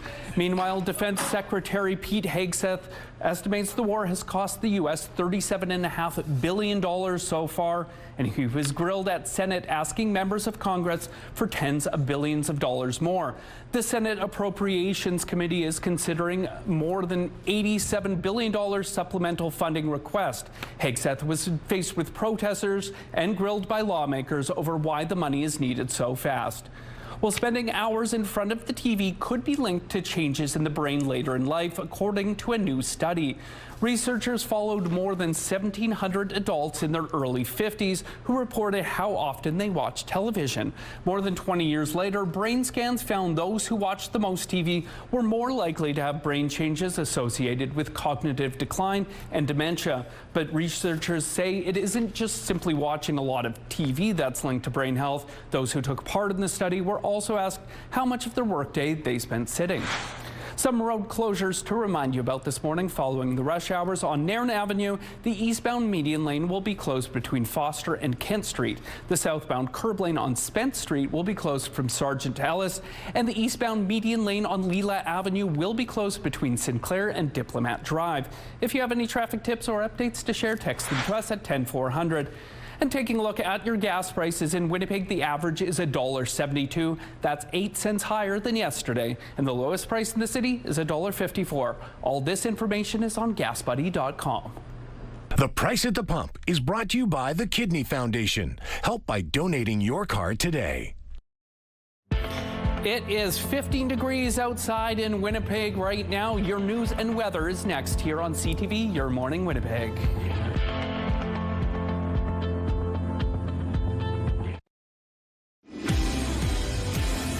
Currently 15 degrees out there, starting to heat up slowly but surely.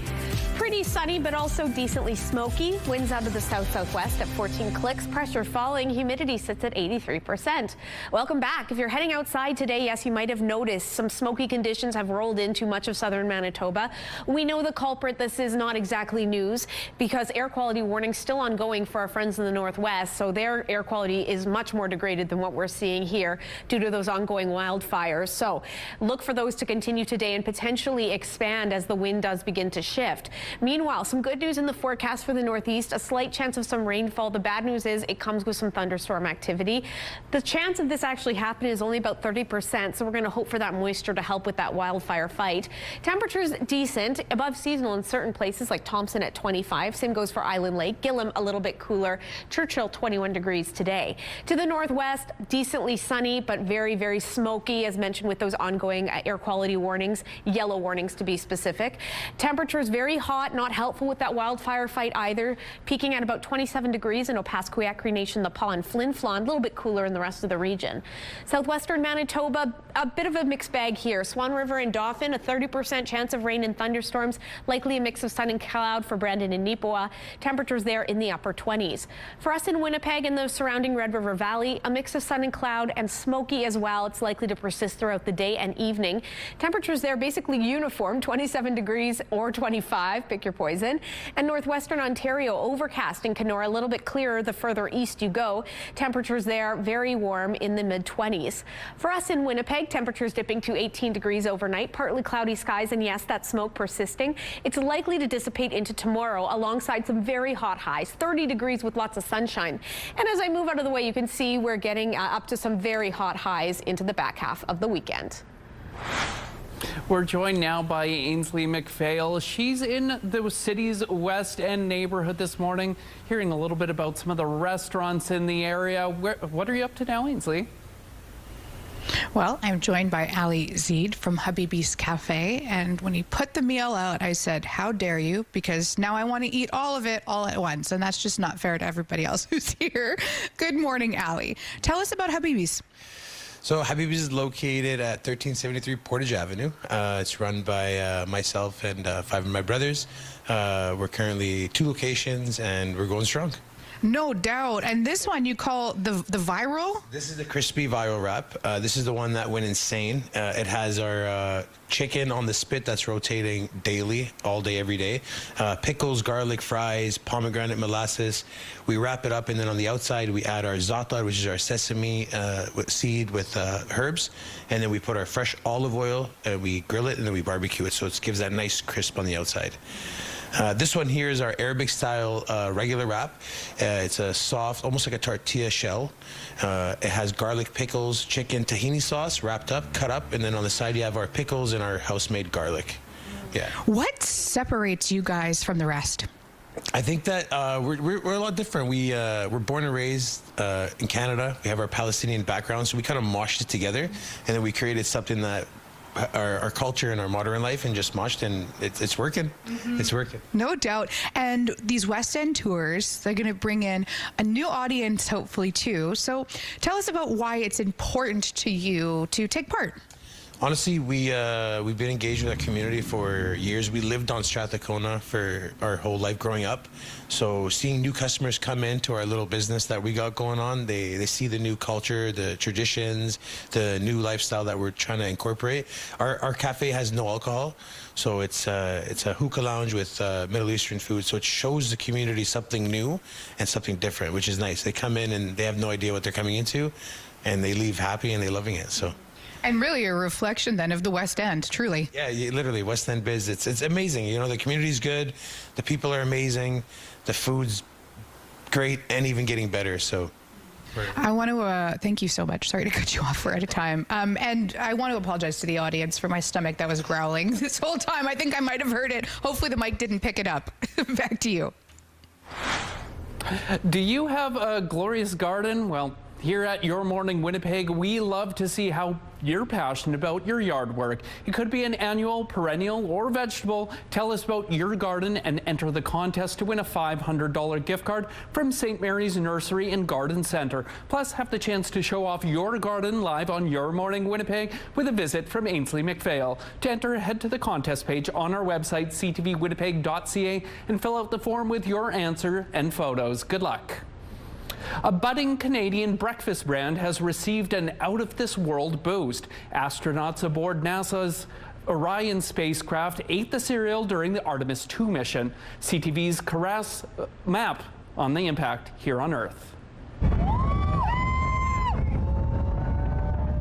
A historic launch for Canadians, not only because of the astronaut aboard, but also what helped fuel him during the Artemis II mission. Canadian Jeremy Hansen, Canadian Space Agency, it makes sense that we're going to support him. He chose our strawberry lavender superseed cereal flavor, and it was approved for launch. The stellar story began with the cereal company that launched during the pandemic, receiving an email in the summer of 2024. It was from the Canadian Space Agency, which we didn't really know existed. We obviously are all familiar with NASA, but we kind of ignored it at first. We thought it was a junk email. Further research proved the email to be legitimate, and the gravity of the space agency's request for Goldie's cereal settled in. They were looking for a Canadian brand, a product that had super long shelf life, a product that was very light in weight, like the mass is light, a product that is nutritionally dense, easy to prepare, and a product that doesn't crumble like a cookie would crumble. Once cleared for takeoff, the pair and their product were flown down to Florida for the launch.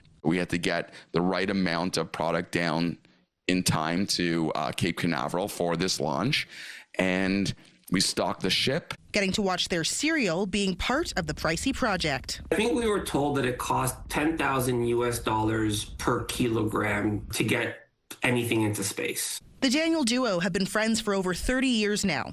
Schreiber attended Wilfrid Laurier University and now tries to give back to the next generation of students. They used us as a case study, so it was really exciting, obviously, to be there and share that experience with Schreiber, because obviously that was his old school, and just kind of walking those halls again from a different perspective. One small spoonful for man, one giant crunch for mankind.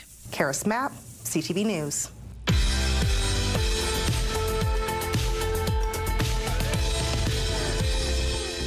Well, let's see who's celebrating a milestone today. Happy 5th birthday, Miles. Love from your family. To submit your milestone, visit our website, ctvnewswinnipeg.ca, and fill out the form at least 2 days in advance.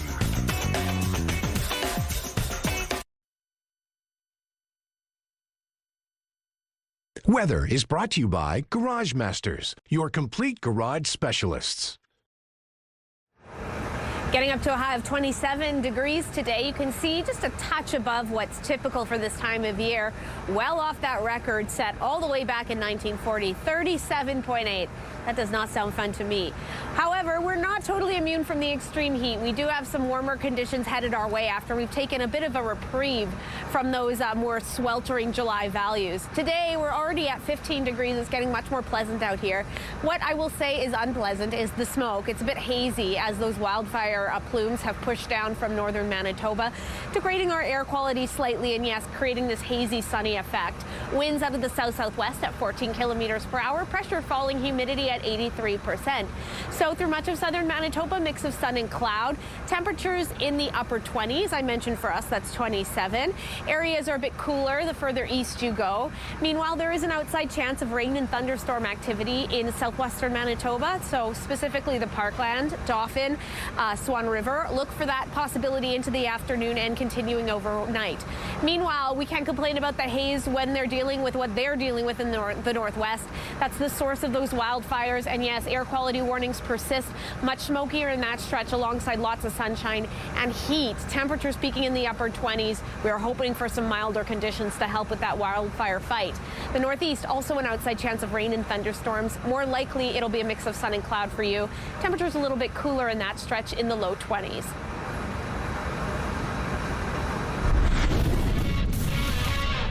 Hello, Nikki Reyes with you inside the SportsCenter newsroom with your must-see moment from Tuesday. For that, we'll head over to tennis in Portugal. The round of 32, Orlando Luz with an incredible backhand slice with crazy spin that Nuno Borges can't get loose. Loses in straight sets, but he got your must-see moment from Tuesday. Tonight, we got the MLS on TSN as Toronto FC takes on the New England Revolution. It all starts at 7:30 p.m. Eastern on TSN 4. That's all from the SportsCenter newsroom. Have a great day.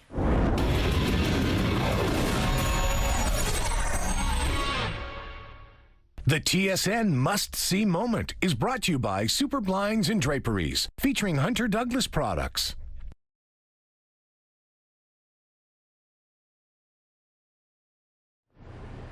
For 2 decades, Halls Haven Border Collie Rescue has been rescuing dogs of all breeds and finding them their forever homes. To date, they've saved thousands of dogs, with so much of this important work fueled by its dedicated volunteers. Joining me now to share more about this incredible organization is Sally Hall, Executive Director of Halls Haven Border Collie Rescue. Good morning, Sally. Thanks so much for joining us. Now, this incredible organization... Good morning, and thanks for having me. There you are. Well, this incredible organization began back in 2006, 20 years ago. Tell us about its origins. Well, we started with just rescuing locally, and then we ended up going into rescuing some across border collies, and to be honest, we should be called Halls Haven Border Collie and everything else rescue. So, I mean, Border Collie is still a little bit of your focus, but the organization has evolved since. Tell us about your mantra, that mercy knows no borders. Yeah, we've done quite a few rescues across the border to the United States, and nowadays we don't do that quite as much because the laws have changed, and it does make it more difficult to bring dogs across, but we do rescue out of pretty much every province as well.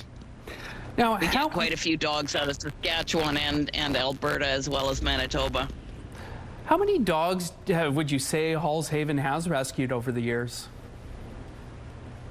We are a smaller rescue, but we're well over 2,000 now.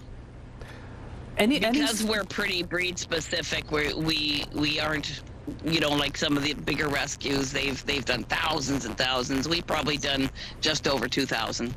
Do any stories over the years kind of stick out to you, Sally? Yeah, this guy. Tell me a little bit about him. This is Spoopy. That's Spoopy. He comes to us from Ohio. He was a puppy mill rescue. And when he came in, he was, oh my goodness, he was literally a walking skeleton. He couldn't use his back legs. He had a huge sore. Go, go, go. Good boy. He had a huge sore on his back end from dragging his legs. And he's what we call a forever foster. He's with me for the rest of his life because he's a difficult dog. Not difficult personality-wise. He's beautiful. Aww. A lovely disposition. This one here, this as a bite case. He was very aggressive. If you have a border collie and you don't deal with their needs, physical and mental needs, they can become very, very difficult. And Riddick here he had bitten a child, and so we brought him in, and I wondered what the heck I'd gotten myself into. And that was 12 years ago. Wow. And you'll pry him out of my cold, dead hands. He's turned into a beautiful, beautiful dog. He's a fly ball champion, a frisbee champion. He's a rally dog. That's obedience. He used to, when we did the Yes I Can program, in schools, he was a big part of it. Sally, now animal rescues always in need of support. What sort of need exists right now, and how can folks support? Biggest need we have right now is foster homes.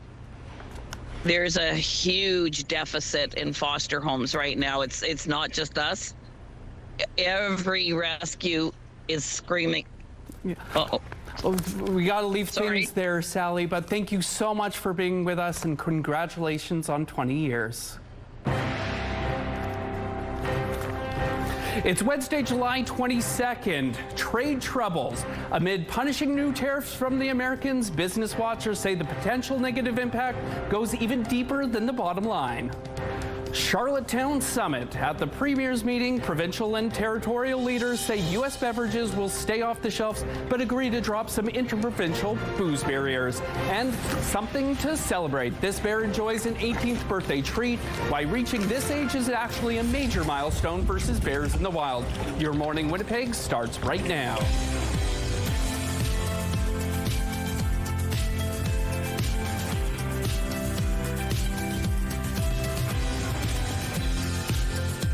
Good morning, Winnipeg. Good morning, Manitoba. I'm Daniel Halmerson, joined by Catherine Dow on a beautiful Wednesday here in Winnipeg.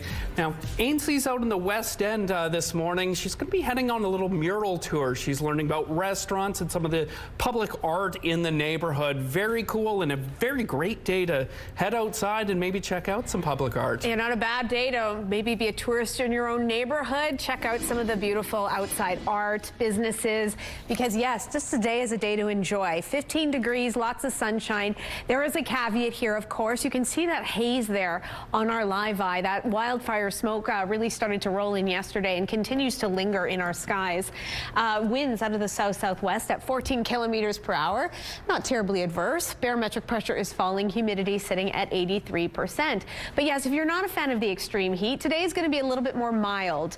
Not even mild, still above seasonal, but nowhere near those conditions we saw over the weekend that can be uncomfortable and downright dangerous in parts. Meanwhile, there's not a lot to show you on our radar, but you do see a couple speckles here, a couple light disturbances. That represents a small chance of rain or thunderstorms in and around the parkland today. Meanwhile, the name of the game today is air quality, particularly in the northwest. With our hazy conditions, imagine what it's like over where these fires are actually burning, to the point that there are air quality warnings in effect for this stretch.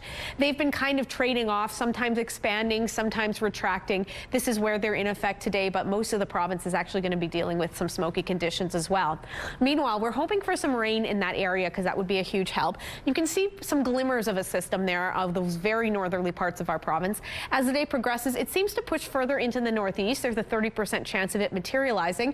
And then overnight, it clips by pretty quickly while we stay mostly clear, save the smoke. And then into tomorrow, something slightly more organized starts to take shape. Rain likely through the northwest and then pushing further into the northeast from there. For us here in Winnipeg, though, a mix of sun and cloud, a high of 27 degrees.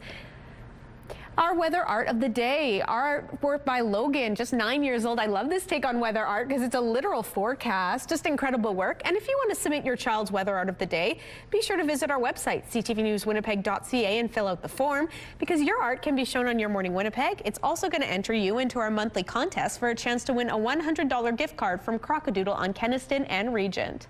The weather art of the day is brought to you by Crockadoodle Paint Your Own Pottery, now open on Regent and Kenaston. U.S. President Donald Trump is planning to impose a new 50% tariff on a number of Canadian goods being exported to the United States. And the threat has the Manitoba Chamber of Commerce voicing concerns about the potential economic fallout. Everything from wine to cement and even hockey sticks is being slapped with tariffs. This means Americans will have to pay more for Canadian goods, with these extra tariff dollars going straight into the coffers of the U.S. Treasury. Tariffs apply to everything on the American list, regardless of whether it's covered by CUSMA, the Canada-U.S.-Mexico trade agreement. The White House says the new tariffs are in response to Canada's, quote, discriminatory treatment of American products. They're referring to bans on U.S. booze in many provinces imposed months ago in response to American tariffs. The Chambers says tariffs are taxes that ultimately increase costs and reduce competitiveness and are challenging for businesses to navigate. When businesses live in a world of uncertainty and not knowing exactly what's going forward, what they tend to do is not make investments. And when you're not making investments in your company, you're not making investments in your people, or you've got additional cost pressures, it makes it challenging for these businesses. And again, that's what they've been thrust back into. And so the sooner that we can kind of get back to the table and have nail down an agreement on CUSMA, whatever it's going to look like is important. And at the same time, take measures that we're going to be less reliant in the long term. The Chambers says it also wants Canadian and provincial governments to work collaboratively with the U.S. to seek a timely resolution to the tariff issue. And speaking of those trade tensions, they dominated a premier's meeting in PEI with possible retaliatory action on the agenda. There is not a chance in hell that U.S. alcohol is going back on the shelf in British Columbia. In addition to a ban on American booze, the 9 premiers found common ground on a way to strengthen the market at home. They signed a landmark agreement allowing Canadians to buy alcohol directly from producers in participating provinces. Most are now moving to implement it, expanding an approach already in place in New Brunswick and here in Manitoba. Alberta's premier was also pressed on whether oil and potash would be part of Canada's response, but after a call with the Prime Minister, there was no clear answer on retaliatory tariffs. Walmart will soon be welcoming back customers to its St. Vital Centre location. This store has been closed since July 6th after police say someone set a fire in the bedding section. Walmart now says the store will reopen on Thursday, July 23rd for its regular hours. A 47-year-old man was arrested days after the fire and faces charges including arson with disregard for human life, possession of incendiary material, and 2 counts of failure to comply. Well, there's no such thing as a birthday without a little cake.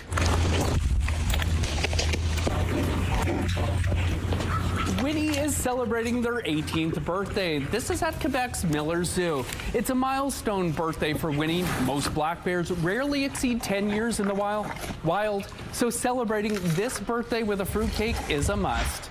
And taking a look at the current traffic situation along Portage Avenue near Route 90. Looks like a smooth drive out there. If you have any traffic tips to share, text them to us at 10400. Traffic is brought to you by Curtis Carpets, Manitoba's flooring experts. And CTV's Ainsley McPhail is in the West End this morning. Heading outside now, I can see, and you're checking out some of the murals in the area. Well, like you mentioned, it's a beautiful day for it. Once again, Braden is joining me. I could not believe that there's nearly 100 murals in this area. Yeah, the West End is home to a ton of different public art projects. We're actually standing beside one on the side of Bistro on Notre Dame. This mural itself was painted by Anishinaabe artist Jessica Canard, and it was part of a project that West End Biz put on back in 2022 with the help of City Councillor Cindy Gilroy. It's called Renew, but it was a chance for 10 artists paint a mural in a specific location, and then they were distributed to different buildings within the West End. Well, it's absolutely stunning, and these murals tell a story. It's not the only one. Is there anything else that people can expect on these tours? Yeah, so these tours are really a chance to learn more about the West End. You know, there's particular murals in the West End that talk to people who've had a history living in the West End, or have, you know, gone into public office but grew up in the West End, or, you know, fought in a specific conflict overseas and are kind of commemorated within the West End.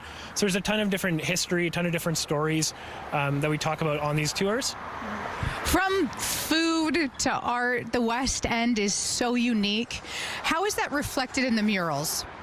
Yeah, so I think particularly there's such a variety of different murals, right? There's some that are painted by Indigenous artists. There are some that are painted by, you know, all different types of people that reflect all different types of things, whether it's family or particular accomplishments that somebody had.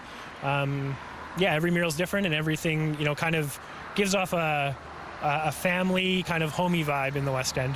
Where can people sign up real quick? Yeah, you can sign up for our mural tours on westendbiz.ca/visit. /visit. Don't forget that. All right, we'll see you guys again at 8:38. And guess what? We've got dessert. Woo! We're looking forward to that, Ainsley. Well, Donald Trump insists tariffs protect American industries, but recent polls show most Americans aren't convinced. CTV's Joy Melvin on the U.S. business impact. For 44 years, this family-owned wine and liquor store in Washington has delivered rare vintages and specialty spirits. A lot of the dessert wines over here specifically, and then you're looking at Inniskillin and Jackson Triggs, which are two of our favorites. So we keep those year-round. Also on the shelves, a bit more of Canada. Whiskey's a big seller, about 10% of their liquor sales. But the U.S. president has put a target on Canadian booze, and that will mean fewer choices and higher prices. We've dealt with the same problem with France, and it's kind of just a game of chicken and seeing who's going to blink first. Wow. And what happened with the French wine? We ended up eating a big chunk of the tariffs ourselves because we didn't want to pass that along to really our really local and loyal fan base. The tariffs would also take a bite out of their cheese selection. Ontario and Quebec cheddars are in high demand. I don't see how this is going to do anything to punish the dairy farmers that make this and people that try and sell it.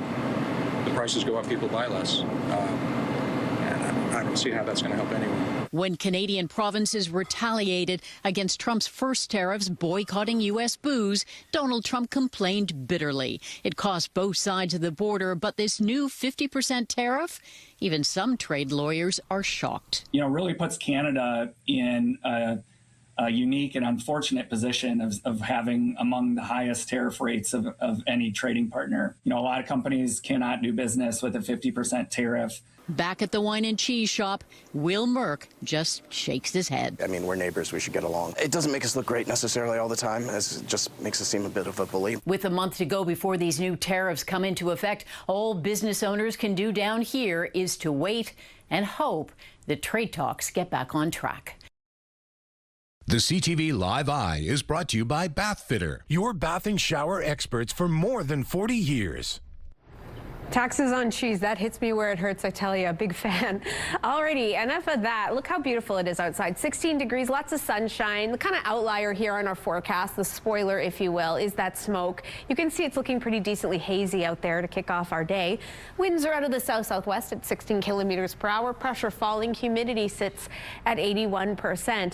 So yes, those wildfires very much still raging in the northwest, spreading air smoke all throughout the province. We started to see the remnants here in the south south yesterday. It continues today. Not much showing up on our radar, excuse me. However, you see these little green bursts here. That's a slight chance of rain and thunderstorms in areas in and around the parkland. Meanwhile, we're talking about the wildfires. We're thinking about our friends in the northwest. That's where air quality warnings persist in and around those blazes. Look for that to continue today, and with some very hot temperatures to come, that smoke is likely to be very thick today. We will deal with smoky skies, not to the degree of folks in and around the Paw, but for us, 27 degrees with partly cloudy skies, and yes, that haze. Winds, meanwhile, will be pretty variable throughout the day, but landing in the west at 20 kilometers per hour. Overnight, 18 degrees, couple clouds here or there, likely still smoky. Winds out of the southwest overnight at 10 kilometers per hour. They ramp up into tomorrow, as does our heat. 30 degrees, that's above seasonal, lots of sunshine on the way. From there, we're getting very warm into the weekend indeed. A mix of sun and cloud on Friday, 29 degrees. Saturday, clear, same high likely, and then we're soaring into Sunday, 32. That's pretty darn hot, folks. Monday, though, we're not losing much heat there with a high of 31 degrees. We're taking a break, but stay with us. We've got so much more still to come on the other side.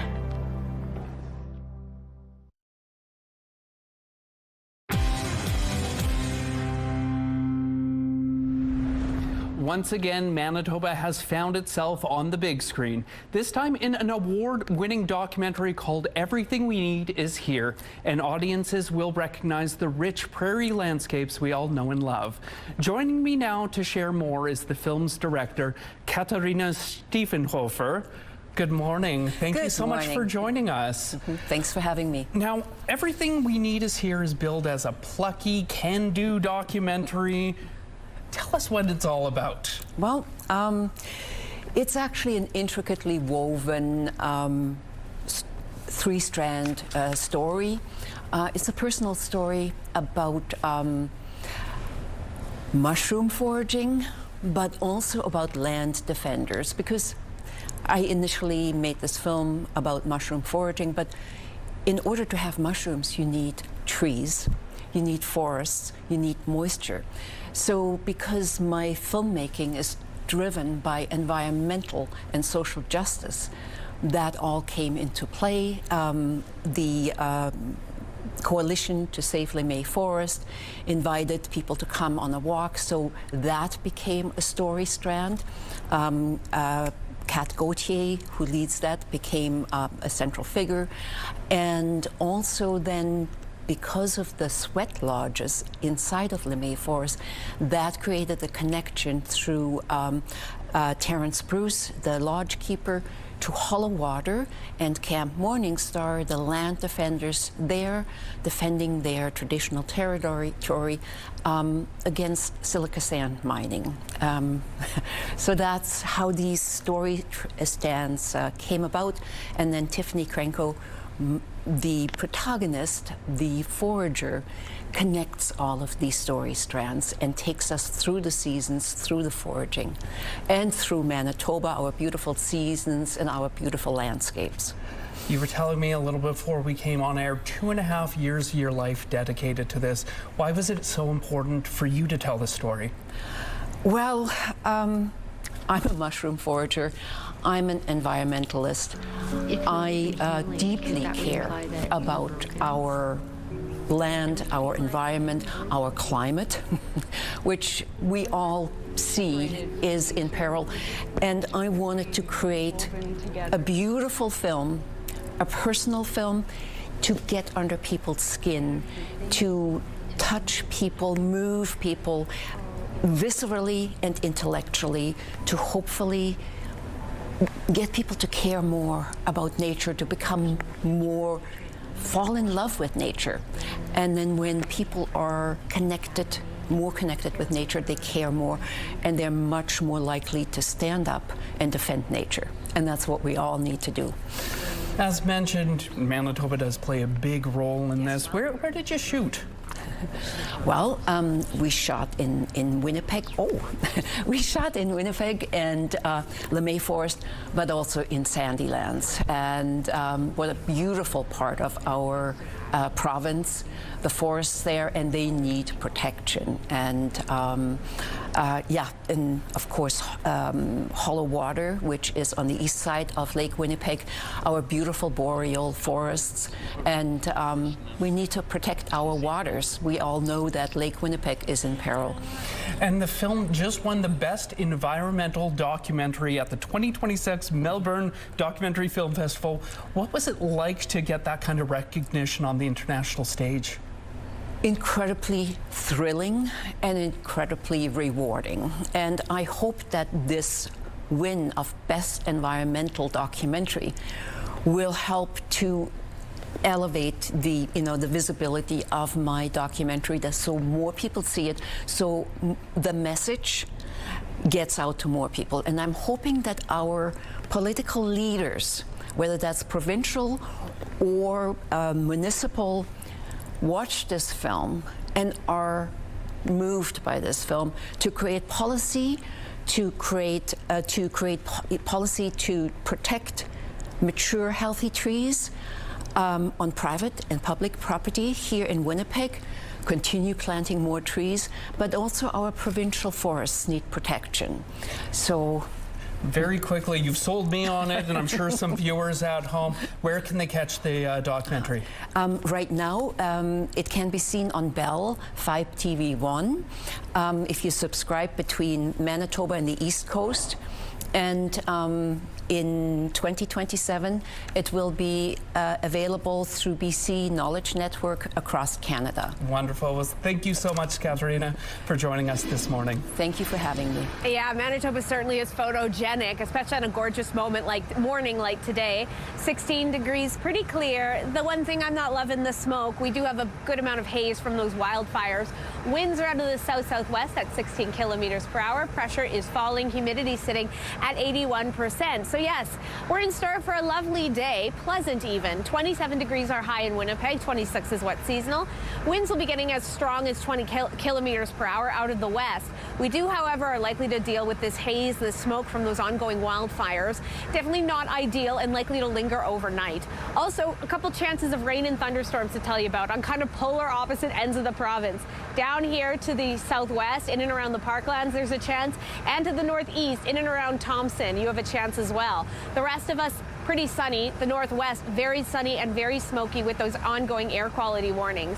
And then into overnight, we see that smoke linger here in Winnipeg, and with temperatures dipping down to 18 degrees under partly cloudy skies. And then it is up and away. Hot tomorrow, a high of 30 degrees, and we're sticking around those highs into the weekend with lots of sunshine.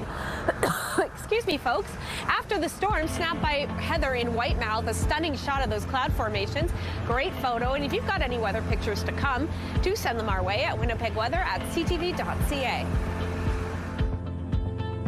Weather is brought to you by Mr. Lube Plus Tires, proudly keeping Canadians rolling for 50 years.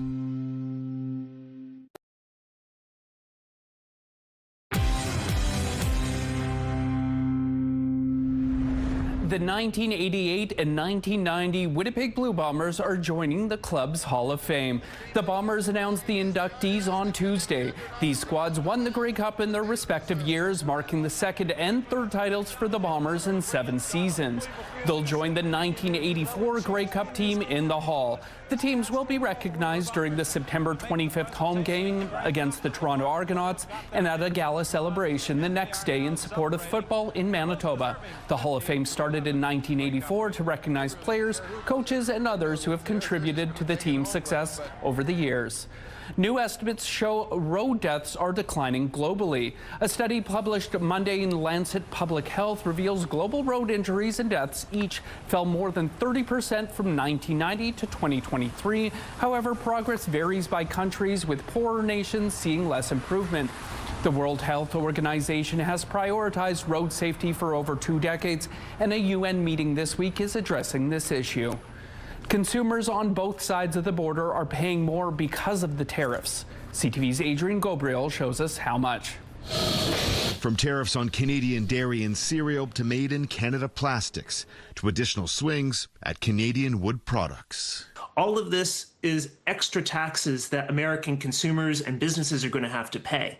The tariff campaign launched by the Trump administration in early 2025 has upended North America's integrated trade relationship, rocking once reliable supply chains while inflating costs for consumers on both sides of the border. Trump's tariffs thus far are estimated to be costing the average U.S. household between $1,400 and $2,400 Canadian dollars annually. And that could spike if these new tariffs go into effect in less than 30 days. Probably the one that's going to have the biggest impact is tariffs on Canadian cereals and dairy. This is going to drive up grocery prices even further for American consumers. It's really going to hurt American families. North of the border, some economists believe Canadian households are absorbing an estimated $2,300 to $2,700 in higher annual costs since the tariffs came into effect. It's making life worse for Canadian families and for American families. The tariff cycle has also impacted the Canadian economy. Some economists are estimating a reduction in Canada's GDP by 1.5 to 2%. Canada also lost roughly 61,000 manufacturing jobs since January of last year, when President Trump's second term began. There's a reason why we need to hold our breath here. There's a reason why we have to take this seriously. I can imagine the pain that so many of the exporters are feeling. As Canada's economy hangs in the balance, many market watchers believe the federal government's response needs to be measured, in part to protect the cost of living for Canadian consumers. Economists point out that there was no significant reaction from the markets following President Donald Trump's most recent tariff ultimatum. One theory is that the markets may believe that Washington and Ottawa could reach a trade deal in the weeks ahead. Adrian Gobriel, CTV News, Stouffville, Ontario. Well, one great thing about pickleball is it can be enjoyed by people of all ages. Which sports can you do when you are 90 years old? Yeah, I just love it. Val from Ottawa plays pickleball almost every day. At 90 years young, she still schools many of the other players with her signature lob shot. Val's club celebrated her birthday last week, and her friends say Val is an inspiration for them to stay active. Taking a look at the traffic on Main and Broadway, looking smooth out there. We'll be right back with more CTV Your Morning Winnipeg.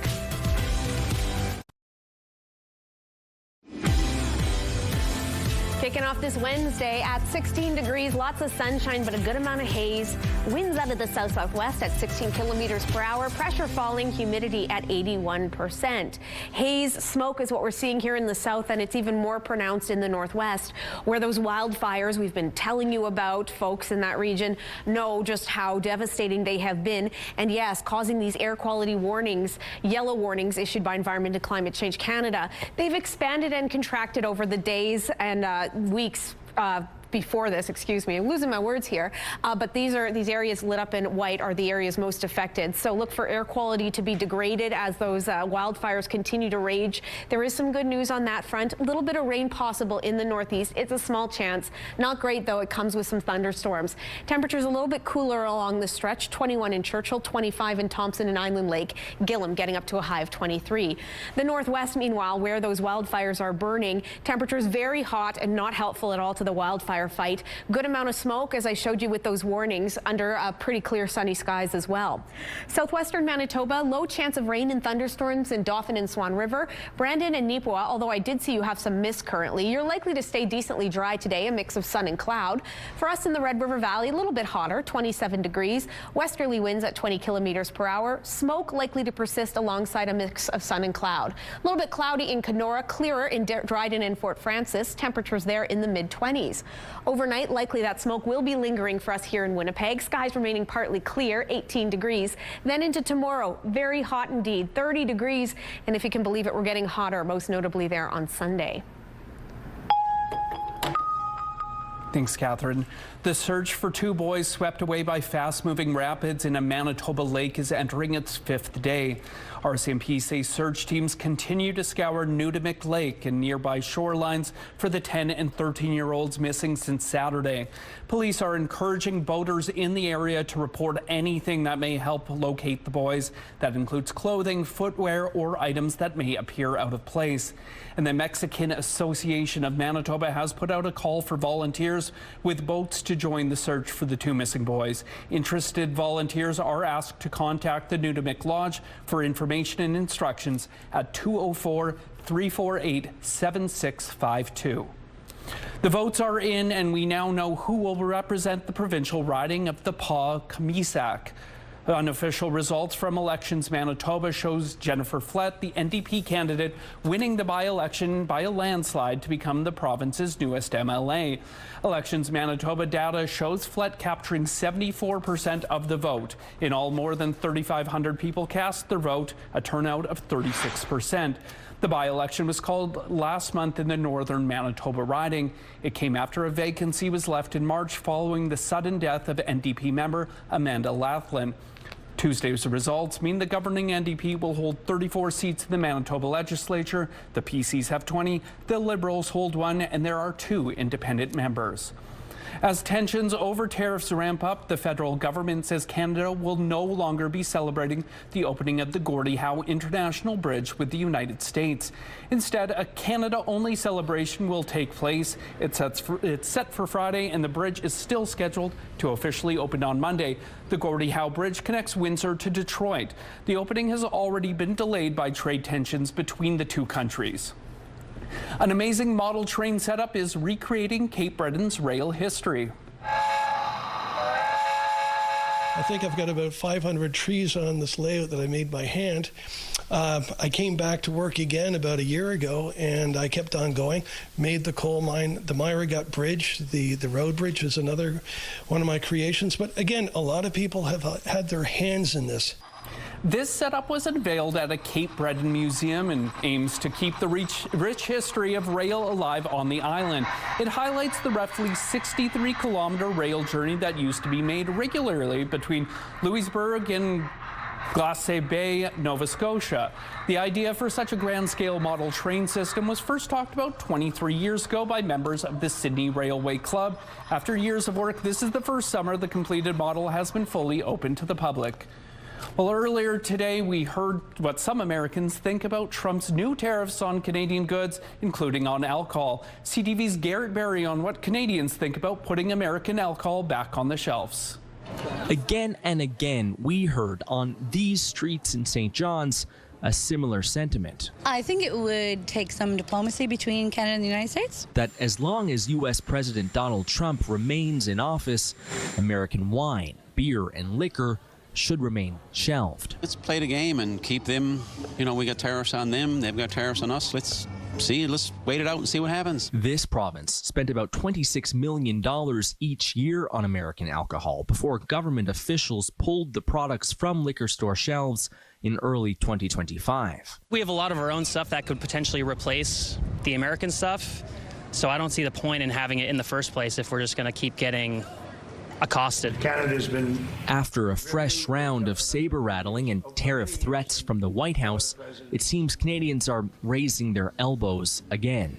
Here, Carney's handled things quite well by not giving in to, like a lot of the other leaders in different countries that have come over and kissed Trump's feet. In Montreal, the behavior that I see from President of U.S., absolutely not. And in Windsor, Ontario. After everything that's going on now, you should just take care of yourself. We spoke to a lot of people right across the country today, and it wasn't a majority opinion, but we did find a few that said putting U.S. booze back on the shelves could potentially start to repair the Canada-U.S. relationship.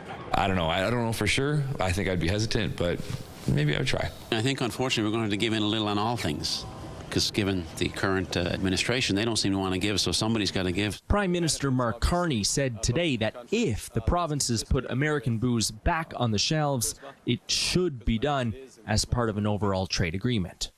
Garrett Berry, CTV News, St. John's. And taking a look out, traffic on Donald Street there, a little picking up out there. If you have any tips, text them to us at 10400. And taking a look at your gas prices here in Winnipeg, the average is $1.72. That's 8 cents higher than yesterday, and the lowest price in the city is $1.54. All this information is on GasBuddy.com. The Price at the Pump is brought to you by the Kidney Foundation. Help by donating your card today. Well, it's time now for your answers to our question of the day. Earlier, we asked what places are underrated in Winnipeg. Well, for Susan, it's the Underground Concourse. For Kathy, the Winnipeg Trading Post. She shared they've been a North End staple since 1983. They have an iconic mural painted by an elder that represents the 7 teachings. And Craig says Sturgeon Creek is such a beautiful part of the city. Thank you all so much for your responses. Question of the day, brought to you by Provivo, Manitoba's #1 cool sculpting clinic, science-backed body contouring. And speaking of maybe underrated places in the city, the West End, and that's where we find Ainsley McPhail this morning, learning about some exciting tours happening in the area.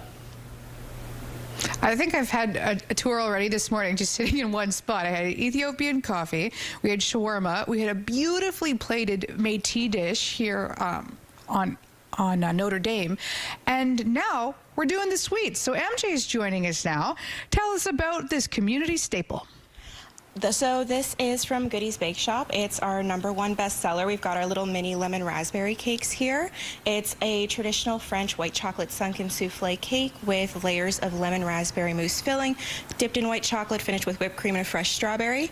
Really popular. We've also got it in larger sizes as well in store, so you can drop by anytime to try it yourself. Well, that was my first question. I said, is that? Because I want one for myself. What else do you guys offer? A huge variety. Oh, yeah, absolutely. I'd like to say we've got desserts for every occasion. We do have about 40 different full-size cakes, pies, cheesecakes available in store at all times. We've got mini items. We've got some pastries. Our Apple Jacks and Imperials, absolutely to die for. And we also make custom designs for weddings, anniversaries, baby showers, that kind of stuff as well. Being a staple and having been here for decades now, what does it mean to the West End community? I would say, well, Goodies has been in that spot for a really long time. We've got all of our really dedicated regulars from around the community. We're very well known. We really appreciate the community around us. We wouldn't be where we are without those people today. We actually have a lot of people who are really loyal customers. We have them coming back from Toronto, from Calgary, flying in, purchasing cakes at Goodies, and then taking them back to their, wherever they've moved to. It's really fantastic to just see the community support that we've got there. Well, this is a message for airport security. Thank you so much for allowing those people to really enjoy our Manitoba products. That's awesome. We're almost out of time. Where can people find you? We are located at 1124 Ellis Avenue. We've got parking on the side and in the back. We're open late every day of the week, so drop by anytime. I love how you're concise. Everybody loves sweets and everybody loves parking. The West End Tours. Head to a link on our website for more details. Thank you so much, Ainsley. Catherine, I don't know if you could see that, but oh my God, those look so good. Maybe a trip to Goodies is in the cards after the show today. It's Wednesday. I think we deserve a little treat because, yes, it has been a great show. And it's also a beautiful day. What goes better with sunshine than with some biscotti, a cupcake, a muffin? Now I'm hungry, 16 degrees. Meanwhile, Mother Nature serving up some lovely sunny skies, but with a side of smoke. Yes, that haze still very much in effect from those ongoing wildfires and will likely be continuing throughout the day. Winds out of the south-southwest at 16 kilometers per hour. Pressure is falling, humidity at 81%. Hazy and sunny is the name of the game today in southern Manitoba. Highs in the mid to upper 20s. For us in Winnipeg, that's 27 degrees. Winds will kind of be switching directions a fair bit, landing for the most part out of the west at 20 kilometers per hour. A slight chance, an outside chance of rain and thunderstorms in the parkland. Meanwhile, in the north, particularly the northwest, those air quality warnings ongoing. So for us in Winnipeg, who can only see pictures of these wildfires and you're feeling this haze, imagine what it's like in the northwest. Very smoky, very sunny today, highs in the upper 20s. To the northeast, slight chance of rain. We hope for that in terms of the wildfires. Temperatures a little bit milder in the low 20s. All right, we're going to take a break here on Your Morning Live, but stay with us. We've got so much more still to come. Don't go anywhere. Weather is brought to you by the Better Business Bureau. Research at bbb.org before you buy. Have a news tip? When you see news happening, let CTV News Winnipeg know. Text your tips, pictures, and videos to 10400. That's 10400. Message and data rates may apply. Drugs like Ozempic have been associated with other health benefits like cardiovascular and liver health. Now, a new study suggests another positive link to reducing alcohol-related hospitalizations. CTV's Pauline Chan has more. GLP-1 agonist drugs like Ozempic and Wegovy were first used in controlling diabetes, then for weight control. We've seen how they can help with cravings related to food, and so the leading theory is that GLP-1s can affect the part of the brain that control feeling full and feeling rewarded. And so kind of lends itself to thinking maybe that could work for alcohol and drugs. They looked in different relevant populations. So one was a group of people with diabetes that is the primary group who these drugs are prescribed for. A second group was people with obesity who didn't necessarily have diabetes. And then the third study was interesting, was a study of people with alcohol use disorders. U.S. researcher Emma Haller says the reduction in alcohol-related hospitalizations was significant for all three groups. So in the diabetes and obesity medication comparisons, the risk was about 22 to 32% lower. Toronto liver specialist Dr. Jordan Feld says the numbers were even more striking for those with alcohol use disorder. In the alcohol group, they're actually comparing the GLP-1 agonists to treatment for alcohol use disorder. So other drugs that are used to try to reduce alcohol use in people with alcohol use disorders. And they actually found a much more significant effect, about a 2/3 reduction. So 65% reduction in admission for alcohol-related complications. Haller says more study is needed, but this is not the first study to look at GLP-1 agonists in connection with addictions. Could these drugs someday be used in addiction treatment? I definitely think that's a possibility. It's obviously premature. We wouldn't recommend at this point using GLP-1 specifically for that indication, but I think this study, along with some of the other published literature, really gives us a sense that maybe there's something here. Pauline Chan, CTV News. They were the most popular comedy duo of the 1920s, taking their groundbreaking act from vaudeville to radio to the big and small screen. And over a century later, their legacy is alive and well and still very, very funny as part of a production at the Winnipeg Fringe Festival. Joining me now to share more about Burns and Allen comedy duo are Katie Curtis and Stephen Sim. Good morning to you both. Good morning. Hello. So for those who don't know about Burns and Allen, could you tell us who they are and why they remain such legends? Yeah, of course. George Burns and Gracie Allen, an iconic comedy duo. They started in the 20s on vaudeville, then they went to radio, and then they had a television show, The Burns and Allen Show. Now, Katie, I understand you were a little bit of an inspiration for this show. Tell me a little bit about that. Well, Gracie Allen is known partly for her voice and also the way that she processes comedy. She's very funny. To George's straight man. And that dynamic emerged in a lot of our work, but because my voice sounds a little bit like Gracie Allen, people would bring her up to me when I was younger. Well, Steve, this show is set to harken back to maybe a sweeter, simpler time in comedy. Why do you think, after all these years, it still resonates with audiences? I think that it's the classics never go out of style.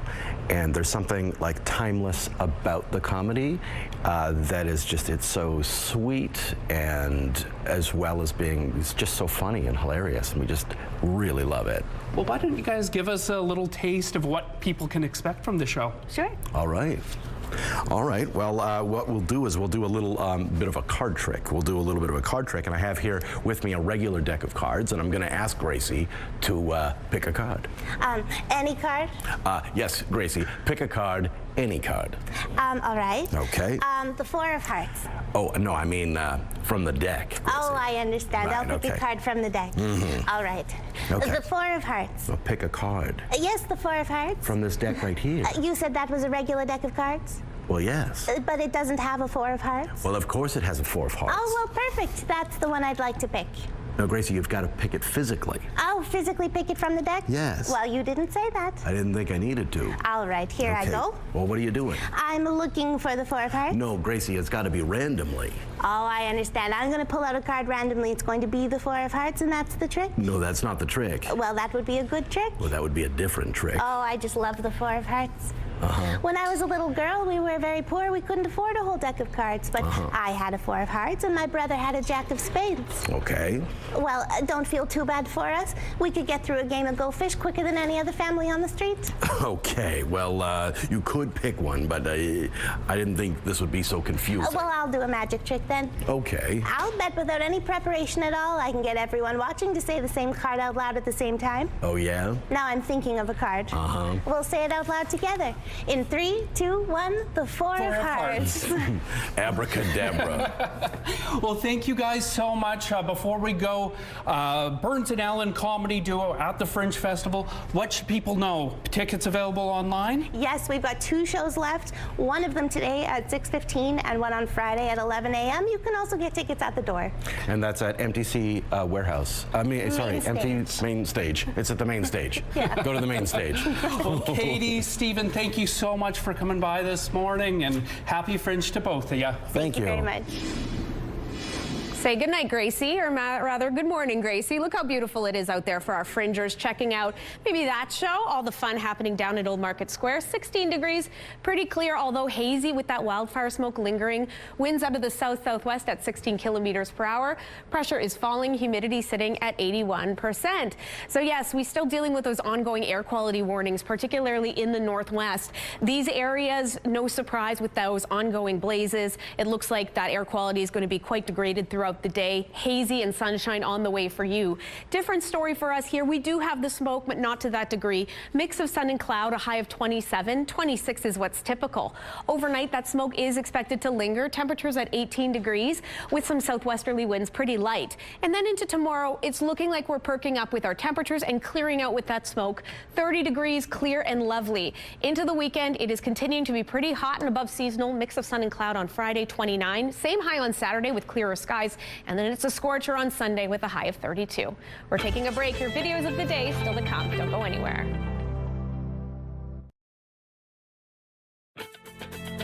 Rooftop arrangements provided by Lacoste Garden Center.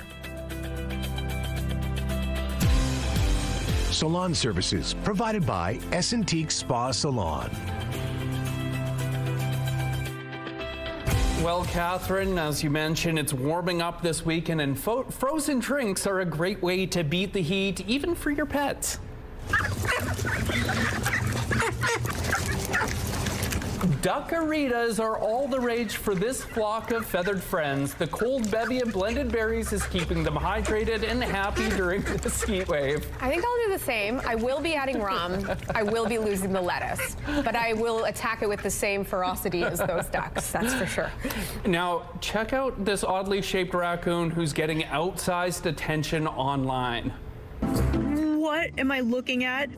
Okay, so you're looking at Jimothy, the raccoon. So he's been spotted wandering around Seattle, and people think he looks either sweet or spooky. I'm on team sweet. I'm on spooky, yikes. Now, he's been caught on camera all around town and was nicknamed Jimothy by at least one witness. A local vet believes Jimothy has a congenital spine-shortening disease, but he's become a big hit on the internet with many making shirts and other fan art. I come from like a Team Jimothy household. You should have led with that he has a disease, and I wouldn't have said that, Danny. I would have said, oh, sweet guy. I sound like a monster.